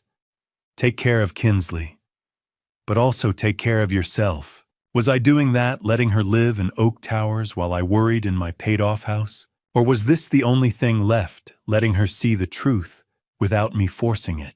The phone stayed silent. Outside, the October wind rattled the newly repaired window, and I waited, still waiting for my daughter to come home. Friday passed quietly, too quietly. I went to bed around midnight, exhausted from another day of waiting for phone calls that didn't come, but I couldn't shake the feeling that something was coming, that the stillness was temporary, that men like Jason Caldwell don't accept defeat, they marinate in it until it turns to rage. At 2:14 in the morning, I learned I was right. Quick note. What follows contains some fictionalized elements added for educational purposes, but the lessons I'm sharing remain meaningful. The sound of breaking glass tore through my sleep like an alarm I couldn't turn off. Not a crack, not a tap. A full-volume crash that said something heavy had just gone through something expensive. I was up before my brain fully processed what was happening. Heart slamming in my chest, phone already in my hand. 42 years of journalism had trained me to grab documentation. First, ask questions. Second, another crash. Living room window. I ran to the upstairs window that overlooked the front yard and looked down. Jason Caldwell stood in my driveway, illuminated by the streetlight, holding a baseball bat, like it was the only thing keeping him upright. His truck was parked crooked at the curb driver's door, still hanging open. Even from the second floor, I could see the way he swayed. Drunk didn't begin to cover it. This is my house. His voice carried through the October night, loud enough to wake the whole street. Slurred, furious. You stole it from me, old man. You stole everything. He swung the bat. My mailbox, the one Catherine and I had installed in 1997, exploded into splinters. I unlocked my phone and started recording. Timestamp 2:16 a.m. Jason staggered toward the flower pots on the porch. The ceramic ones we'd bought at the farmer's market last spring. The bat connected. Terracotta shards and dirt sprayed across the walkway. Then he pulled something from his jacket pocket. A spray paint can. In the streetlight's glow, I watched him shake it and approach the garage door. He painted. I couldn't make out all the words from where I stood, but I didn't need to. The letters were big enough, crude enough, that their meaning was clear even in the dark. I called 911. 911, what's your emergency? Someone is vandalizing my property. I'm at 42 Maple Drive. The suspect is Jason Caldwell. He's drunk and armed with a baseball bat. Are you in immediate danger, sir? I'm inside with all doors locked. He's outside destroying my mailbox and spray painting my garage. Officers are on their way. Stay inside, stay on the line. Across the street, Karen Phillips's bedroom light snapped on. I saw her silhouette in the window phone to her ear. Good. Multiple witnesses. Multiple calls. The more documentation, the better. Jason had moved on from the spray paint. He'd found something else in his truck, a crowbar. At 2:20, he was at my front door trying to jam the crowbar into the gap between door and frame. The new deadbolt held. Tony Valdez had done good work. I opened the upstairs window 6 inches. Cool October air rushed in. Hosen. I called down. My voice was steady, loud enough to carry, but not shouting. The police are coming. Leave now while you still can. He looked up. Found me in the window. His face was red, sweating, despite the cold, twisted into something ugly. You ruined my life. He pointed the crowbar at me like a weapon. I'll ruin yours, you hear me, old man? I'll make you pay for this. Sirens. Faint, but getting closer. Jason heard them too. The fury on his face shifted to panic. He dropped the crowbar and stumbled toward his truck, but he was too drunk to run in a straight line. His foot caught on the curb. He went down hard, hands out to break the fall, and by the time he scrambled back up, red and blue lights were washing across the street. 2:26 a.m. 2 police cruisers coming in fast. Officer Reynolds and Officer Davis. Third time in a week they'd been called to my address. Jason was still trying to reach his truck when the cruiser lights hit him. He froze like an animal caught in headlights, then tried to keep moving. Made it 2 steps before Reynolds was out of the car, hand on his holster. Jason Caldwell, stop right there. Hands where I can see them. Jason spun around, stumbled, caught himself on the hood of his truck. He deserved it. You don't understand. He kicked us out. That old bastard took everything and... Get on the ground, now. You should be arresting him. He's the criminal, he. On the ground. Officer Davis was already moving around, the side handcuffs out. Jason saw him coming and tried to bolt. Made it 3 feet before his legs gave out, and he went down again this time, not getting back up fast enough. Davis was on him, hands behind his back, metal clicking around wrists. You'll regret this. Jason was still yelling, face pressed against my driveway, spit flying.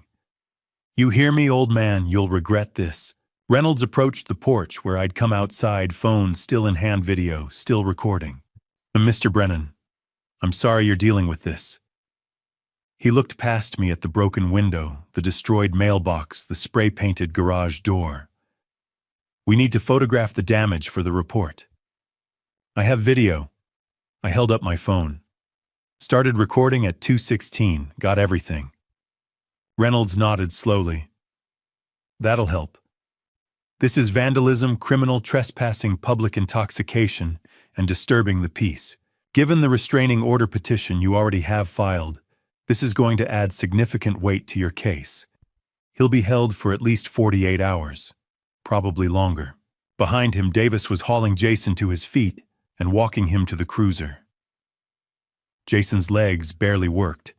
His face was scratched from the fall, and his shirt was torn. He looked nothing like the confident real estate agent who'd walked into my house 18 months ago. He looked pathetic. Mr. Brennan, Reynolds said quietly. This is escalation. You did the right thing calling us, staying inside, documenting everything. But men like this, when they start property damage, sometimes they move to, I know.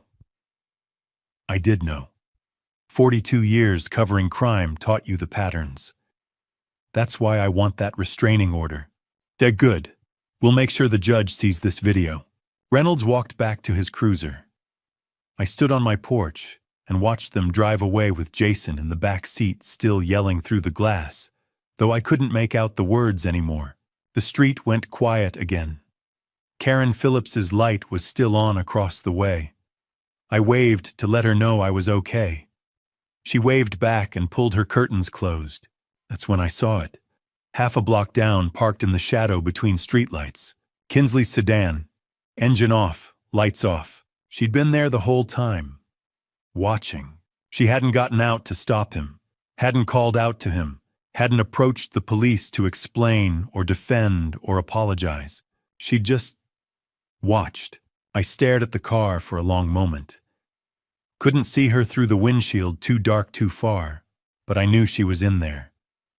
Knew she'd seen everything. The car started. Headlights came on. She pulled away, slowly turned the corner, disappeared. At 3:15, I was alone again.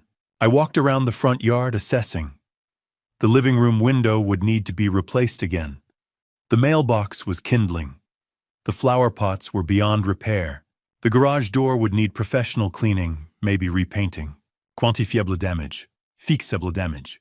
The other kind, the kind that came from watching your daughter sit in a car while her husband destroyed your property and got arrested for it, that kind was harder to measure. I went inside, locked the door behind me, and started making a list of what needed repair. Because that's what you do. You document. You fix what can be fixed. And you hope the rest heals with time. I spent Saturday morning cleaning up the wreckage. Glass shards swept from the walkway. Spray paint scrubbed from the garage door. It didn't all come off, but I got most of it. The mailbox replaced with a temporary one from the hardware store. By noon, the physical evidence of Jason's rampage was mostly gone. You'd have to know what to look for to see the scars, but the wounds, those were still there. Fresh. Deep. At 3 o'clock, my phone rang. Charles Norton. His voice carried the weight of bad news before he even spoke. Joe. Charlie. What is it? A pause. The kind lawyers use when they're choosing words carefully. I don't know how to tell you this. Just tell me. Your daughter posted bail for him this morning. $5,000. I sat down. Didn't realize I'd been standing until my legs stopped working and the kitchen chair was suddenly necessary. She bailed him out. Yes, after what he did last night. The vandalism, the threats, the arrest. Yes. I stared at the coffee cup in front of me. It was Catherine's favorite, the one with the faded sunflowers she'd bought at a craft fair in Wisconsin in 2006. I'd been using it every morning since she died. Couldn't explain why, just felt right. Joe, I tried calling her. Wanted to warn her about the protective order we're filing about the charges he's facing. She didn't answer. She wouldn't. I'm sorry. Don't be. I picked up the coffee cup, set it down. That's her choice. I can't save someone who doesn't want to be saved. That's very mature of you. Mature. I almost laughed. Charlie, I'm 67 years old, and I just watched my daughter bail out the man who vandalized my house 12 hours ago. I don't feel mature. I feel like I'm losing her. You might be. For now. But Joe, people come back. Sometimes it takes hitting bottom. Sometimes it takes seeing things clearly. Give her time. How much time does she have before he hurts her instead of my mailbox? Charles didn't answer that. Couldn't. We both knew there was no good answer. After I hung up, I sat at the kitchen table for 20 minutes. Just sat, staring at Catherine's coffee cup and thinking about the $5,000 Kinsley had somehow scraped together to free the man who'd gotten them kicked out of their home. $5,000. When they were living in a weekly rental at Oak Towers, when she was working 12-hour nursing shifts and he was day drinking at 3 in the afternoon. She'd chosen him. Again. At 3:30, I picked up my phone and did something I'd been avoiding since Monday night. I called my daughter. It rang 4 times. Long enough that I started composing a voicemail in my head. Then she answered. What do you want? Her voice was cold, defensive, nothing like the voice that used to call me at work just to say hi, that used to laugh at my bad jokes, that used to ask me to help her study for nursing school exams. Kinsley, I want you to be safe. I want you to leave him and come home. Home. She laughed, sharp, bitter. You kicked me out, Dad. You threw our stuff on the porch and humiliated us in front of the entire neighborhood. I kicked him out. You chose to go with him. He's my husband. He stole $47,000 from me. He planned to put me in a nursing home to sell my house. He vandalized my property at 2 in the morning drunk with a baseball bat. Kinsley, he's dangerous. He made mistakes. Everyone makes mistakes. Everyone deserves a second chance. I closed my eyes, heard the script, recognized every word of it from 42 years of interviewing victims who defended their abusers. Sweetheart, this isn't about second chances. This is about a pattern of behavior. Last night he was drunk and upset. Her voice rose. You ruined his life, Dad. You took everything from him. What did you expect? I expected him not to destroy my property. I expected you to see who he really is. You don't understand him like I do." She was crying now. I could hear it even though she was trying to hide it. "He's just under pressure. The lawsuit, the money problems, all of it, you caused this. You started this. The money problems he created by forging my signature on credit cards, by stealing from me for 6 months. Silence. Then, that's complicated. You don't understand. Then help me understand. Come talk to me. Just you. Without him. Let's sit down and—" "I can't." "Why not?"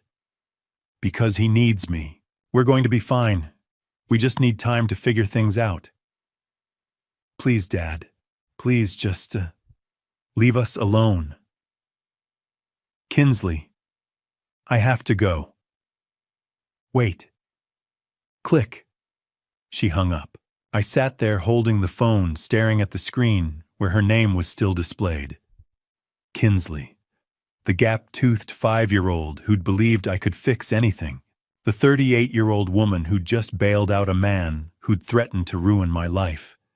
He's just under pressure. That's complicated. You caused this. He needs me. Every sentence a red flag. Every justification a warning sign. She was protecting him, defending him, taking responsibility for his crimes and his rage and his destruction. She was protecting her abuser, and there was nothing I could do about it. I'd spent 42 years as a journalist, learning how to find truth, how to document evidence, how to build cases that exposed corruption and held people accountable. I'd taken down politicians and business executives and criminals who thought they were untouchable. But I couldn't save my own daughter from a man who was destroying her life one choice at a time, because she didn't want to be saved. She wanted to save him. I set the phone down on the kitchen table next to Catherine's coffee cup. Outside, the October afternoon was fading into evening. The street was quiet. Normal. Families coming home from Saturday activities. Karen Phillips watering her lawn. Arthur Coleman walking his dog. My life looked normal from the outside, too. House repaired. Damage cleaned up. Legal process moving forward. But inside, I was watching my daughter choose the man who'd vandalized my home over the father who'd raised her. Choose loyalty to someone who'd commit fraud over truth. Choose staying with an abuser over coming home to safety. And the worst part was understanding why. Because she loved him. Because she'd made vows. Because admitting he was dangerous meant admitting she'd been wrong about him. Because leaving felt like failure. Because she genuinely believed she could fix him, save him, make him into the man she'd thought he was when they'd married. All the reasons that keep people trapped in situations that are slowly destroying them. I understood them. I'd interviewed hundreds of people who'd said the same things, made the same choices, defended the same indefensible behavior. Understanding didn't make it hurt less. At 4 o'clock, I stood up from the kitchen table and went to the living room. Sat in Catherine's armchair. The one I'd sat in on Monday night watching Jason and Kinsley arrive home to find their keys didn't work. 4 days ago. Felt like 4 years. My phone sat silent on the coffee table. No callback from Kinsley. No apology. No, "You're right, Dad, I'll leave him." Just silence. And me sitting in an empty house knowing I'd done everything right and lost my daughter anyway. You can't force someone to see the truth. You can present evidence. You can document facts. You can offer safety and support and unconditional love. But you can't make them choose it. That's their decision. Tuesday night. 3 days since Kinsley had hung up on me. 3 days of silence that felt like 3 years. I'd just settled into Catherine's armchair with a book. Something about World War II, ironically fitting for the war I was losing with my own family, when my phone lit up at 9:07.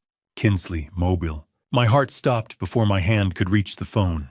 "Kinsley, Dad." Her voice was barely a whisper, shaking, terrified. "Help me, please." I was on my feet before she finished the sentence. The book hit the floor. Where are you? Stay on the line. I'm coming right now." In the background, I heard it. A voice. Male. Angry. The words were muffled, but the tone was unmistakable. Rage. The kind that doesn't listen to reason. We had a fight. About money. About you. He got so angry Dad and I couldn't. A sound. Something heavy hitting a wall. Not a person. Please God, not a person. Just impact. Violence looking for a target. I'm in the bathroom. Her voice cracked. The door's locked, but he's trying to... Inslee. Jason's voice came through clear now, muffled by the bathroom door, but close enough that the phone caught it. "Open this door, we're not done talking." I was already moving, keys off the kitchen counter. Wallet. Phone pressed to my ear. "Sweetheart, listen to me. What's the address? I need the address." On 1247 Oak Street. Apartment 3B. "But Dad, don't. He's so angry, I don't want you to." The sound of the door shaking. Rattling in its frame. Fists pounding. "I'm 3 minutes away. Keep that door locked. Do you hear me? Keep it locked." My hands were shaking so badly I almost dropped my car keys. Garage. I needed to get to the garage. "Dad!" Her voice broke completely. "He hurt me. Earlier tonight. Not bad, but I should have listened to you." "You were right. You were right about everything." The words hit me harder than any punch could have. She'd known. Some part of her had known 3 days ago when she'd bailed him out. When she'd told me to leave them alone. She'd known, and she'd stayed anyway, because that's what abuse does. It convinces you that maybe you're wrong. Maybe it'll get better. Maybe if you just try harder. I'm backing out of the garage right now. I'm calling 911 the second we hang up. Just hold on. My truck roared to life. I threw it in reverse. "I'm scared, Dad. I'm so scared." "I know, baby, I know, but I'm coming. 2 minutes, that's all." Another sound through the phone. Louder this time. The door shaking harder. Jason's voice was incoherent now, just fury and volume words blending into rage. Then the sound that made my blood run cold. Wood. Cracking. The door frame giving way under sustained assault. "Oh no, oh God, he's Dad, he's..." "Kinsley, keep the door closed, I'm almost..." A scream, short, sharp, cut off mid-breath. "No, please don't..." The line went dead. 9:09 p.m. I was already on Oak Street running every red light between my house and hers.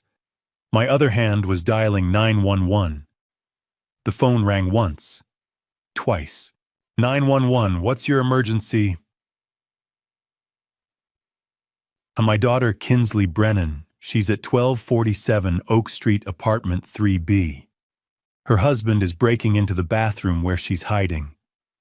I just heard the door break. She screamed and the call cut off. "I'm 2 blocks away." "Sir, I'm dispatching officers now. Do not enter the residence. Wait for..." "I'm her father. I'm not waiting." I hung up. Threw the phone on the passenger seat. I slammed on the brakes, threw the truck into park, left it running door open, keys still in the ignition. Before I tell you how I saved my daughter that night, pause here. Share your thoughts in the comments. What would you do in my shoes? If this father's fight has moved you, let me know you're still here. Your words give me strength to continue. And a reminder, the following events contain fictionalized elements for educational purposes. If you'd prefer not to continue, feel free to stop here and choose content that better suits you. 12 minutes became 10. 10 became 8. I took corners too fast, ran lights I shouldn't have, and I didn't care. Every second that passed was a second my daughter was locked in a bathroom with a man breaking down the door. At 9:19, I screeched to a halt in front of 1247 Oak Street. The building loomed in the darkness, 4 stories of failing brick and flickering exterior lights. The kind of place where hope comes to get crushed under the weight of bad choices and worse circumstances. 3rd floor. Apartment 3B, I ran. The entrance had no security, no buzzer system, no locked door, just a push and you were in. The hallway smelled like decades of cigarette smoke, and something else, desperation maybe, or just mold that had been growing since the 90s. Stairs. I took them 2 at a time. My lungs burned. My legs screamed. 67 years old and climbing like I was 25 because my daughter needed me and nothing else mattered. 3rd floor hallway. Dim lights that flickered. Doors that had seen better decades. And at the far end, a woman standing outside apartment 3. Hands pressed to her mouth, eyes wide. She saw me coming and stepped forward. Mid-50s, worn bathrobe, fear written across her face. Are you her father? Yes. Thank God. Her voice shook. I heard terrible sounds, shouting, things breaking. I lent her my phone to make the call. Call 911 again. I said, already moving past her. Tell them to hurry. Apartment 3. B. The door was closed, but I could hear movement inside. Footsteps. Something being dragged or pushed. I pounded on the door with my fist. Kinsley, it's Dad, open the door. The footsteps stopped. Silence for 3 heartbeats. Then the door opened. Jason Caldwell stood in the doorway. Hair wild, eyes bloodshot, shirt half untucked. Trying to arrange his face into something calm, something normal, but failing completely. Joe. He said my name like we were neighbors who'd run into each other at the grocery store. What are you doing here? Where is she? He didn't move, didn't step aside. Just stood there blocking the doorway with his body, one hand on the frame like he owned the space. She's fine. We had a disagreement. Couples fight. This is between me and my wife. You should leave. I looked past him into the apartment. It was a disaster. A lamp lay shattered on the floor. A chair was overturned. In the corner next to what must have been the bathroom, my daughter sat on the floor. Knees pulled up to her chest, face hidden in her arms, shoulders shaking. Kinsley, she looked up. Her face was tear-streaked, red, swollen from crying. And in her eyes, God in her eyes, I saw the kind of fear that no daughter should ever have to feel. Sweetheart, come here, come to Dad. She started to move, started to stand. Jason stepped to the side, blocking her path and mine in one movement. Pwah, she's not going anywhere. This is my house. You're trespassing, Joe. You need to leave before I call the police. Something cold settled into my chest. Not anger. Colder than that. The kind of calm that comes right before a storm breaks. You have 5 seconds to step aside. Or what, old man? He smiled. Actually smiled. You gonna hit me?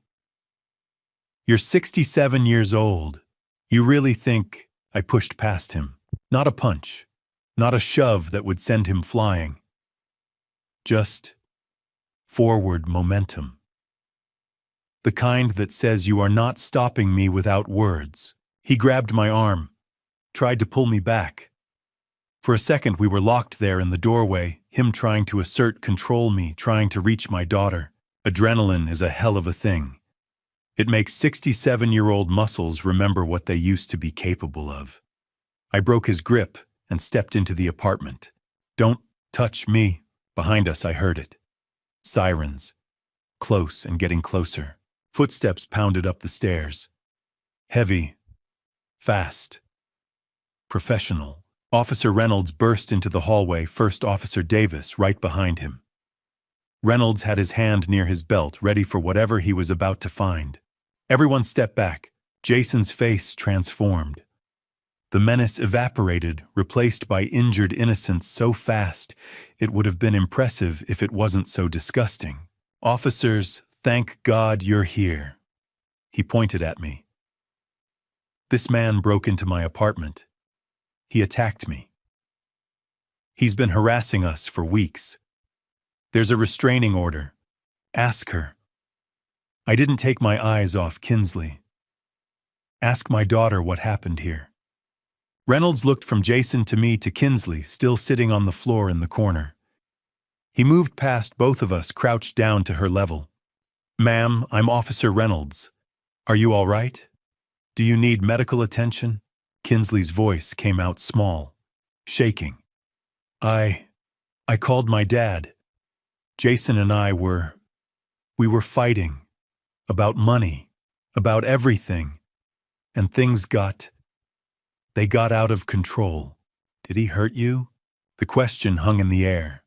Simple, direct, impossible to dodge.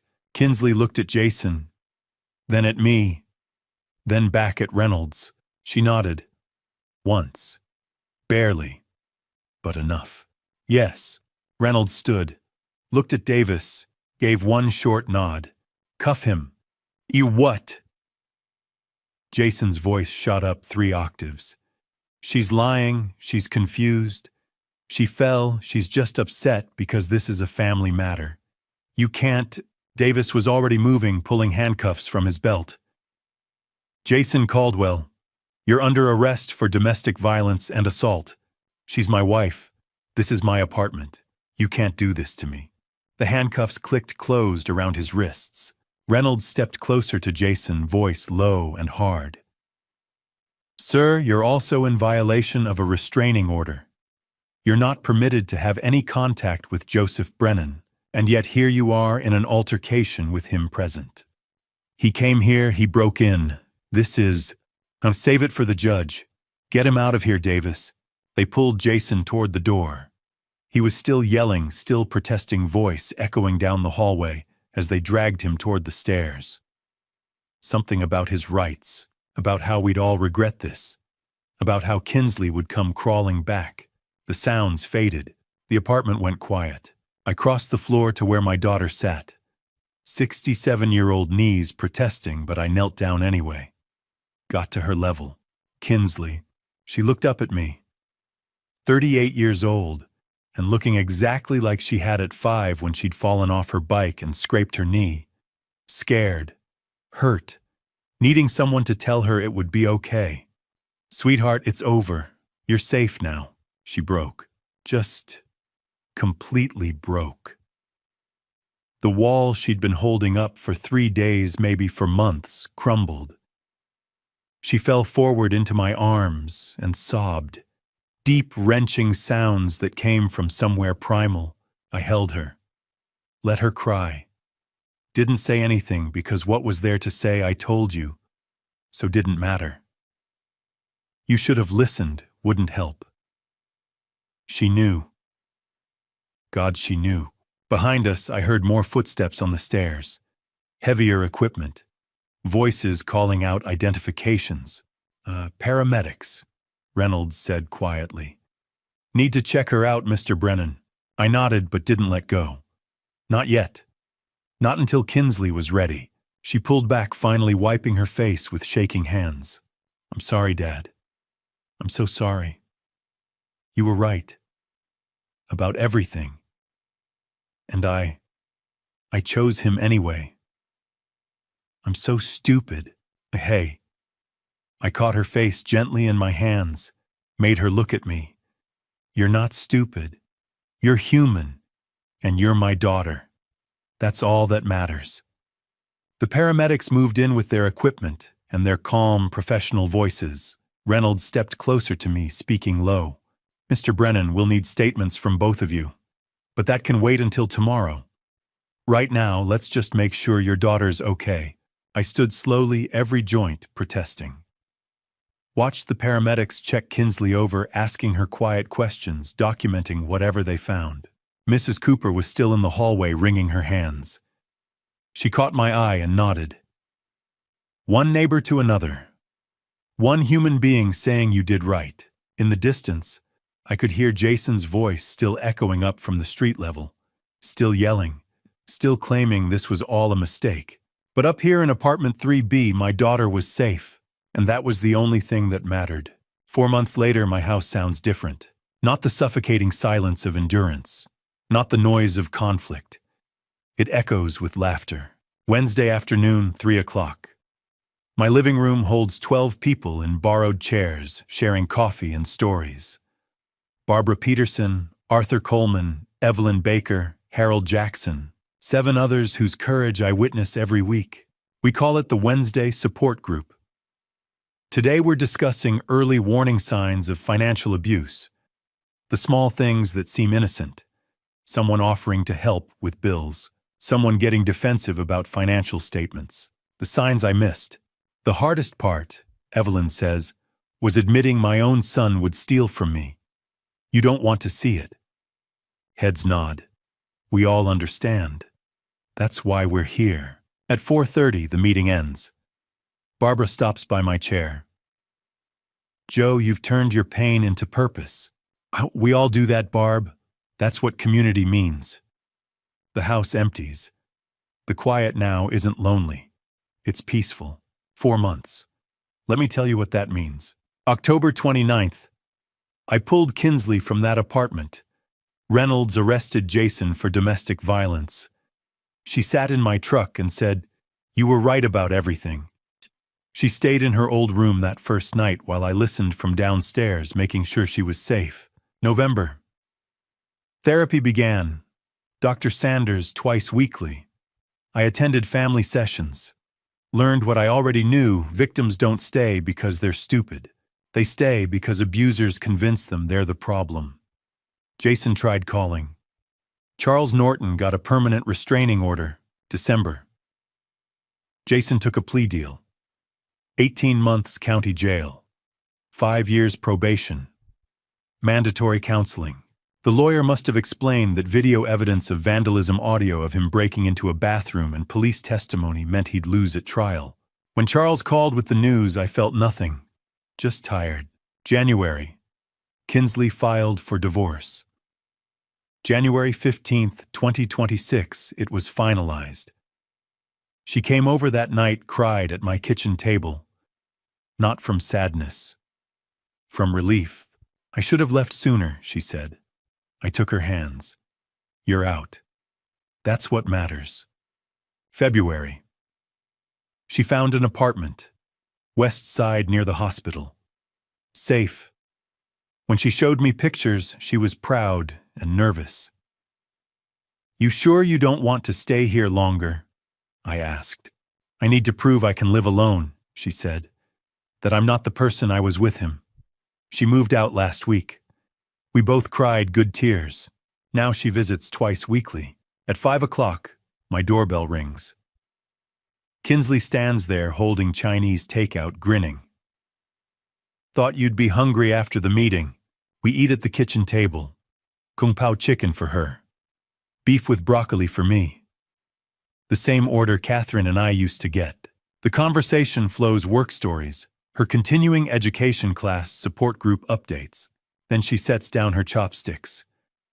Dad, I'm sorry. For not believing you. For choosing him. For bailing him out after he vandalized your house. I take her hand. Kinsley, you survived. You're healing. That's everything.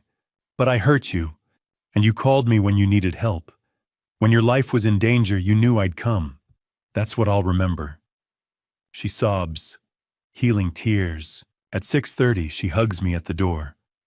Thank you for not giving up on me. Even when I'd given up on myself. That's what fathers do, sweetheart. I watch her taillights disappear. Go back inside my quiet, peaceful house. I sit in Catherine's armchair. The new TV hangs where the old one was. I barely watch it. The photos on the mantle have changed. Catherine is still there forever, 45 and smiling. But now there's a support group Christmas photo. A recent picture of Kinsley actually smiling. Evidence of a life rebuilt. I open the side table drawer, pull out the small box. Inside, coiled carefully, is the black cable, the one Jason cut that Friday afternoon in October. I hold it, study it like an artifact. That cable was an ending and a beginning. I say to the empty room, to Catherine's photo. An ending of who I was, the man who let people take advantage, and a beginning of who I needed to become, someone who stands up, who survives. I put it back. I don't need to look at it daily, but I need to know it's there. A reminder. I've learned that dignity isn't given, it's claimed.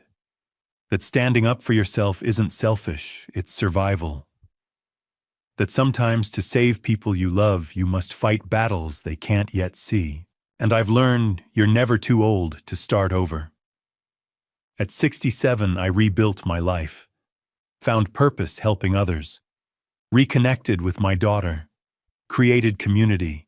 If you're reading this, if you see yourself in my story, know this: you have more strength than you think. It's never too late, and you are not alone. The clock reads 7:15. Wednesday night. The house is quiet, but not empty. Full of memories, painful and joyful, all necessary. I pick up my book, World War II History. Still fighting those old battles, even if they're just on the page now. And I smile, because my house doesn't sound like a war zone anymore. It sounds like home. And to you listening to this family story, remember this: God doesn't give us trials without also giving us the strength to overcome them. 3 times I prayed when Kinsley chose Jason over me, when she called from that locked bathroom, and when she finally came home safe. 3 times God answered, not with the easy way, but with the right way. This family story taught me that sometimes love means letting go even when it breaks your heart. Sometimes protecting someone means becoming the villain in their story until they can see the truth. Don't be like me. Don't wait until a black cable hits your floor to realize you've lost yourself in your own home. Don't be silent when your dignity is being stolen piece by piece. My dad revenge wasn't about anger. It was about survival. Real dad revenge is teaching your children through action that they deserve better than abuse. The truest dad revenge is showing them that standing up for yourself isn't selfish, it's necessary. Looking back, I wish I'd acted sooner. I wish I'd trusted my instincts when Jason first started helping with my mail. But regret doesn't change the past. Action changes the future. Here's my advice. If you see yourself in this story, whether you're the one being controlled or watching someone you love suffer, speak up. Document everything. Reach out. It's never too late, and you're never alone. God gave me 67 years to learn this lesson. Don't waste yours waiting for permission to save yourself. If this family story moved you, if you've experienced something similar, or if you know someone who needs to hear this, please leave a comment below sharing your thoughts. Your story matters. Hit that subscribe button and turn on notifications so you never miss our next story. Share this video with someone who might need it. Together, we're building a community where truth is told and help is given. Thank you for staying with me until the end. Your time, your attention, your willingness to listen, it means everything.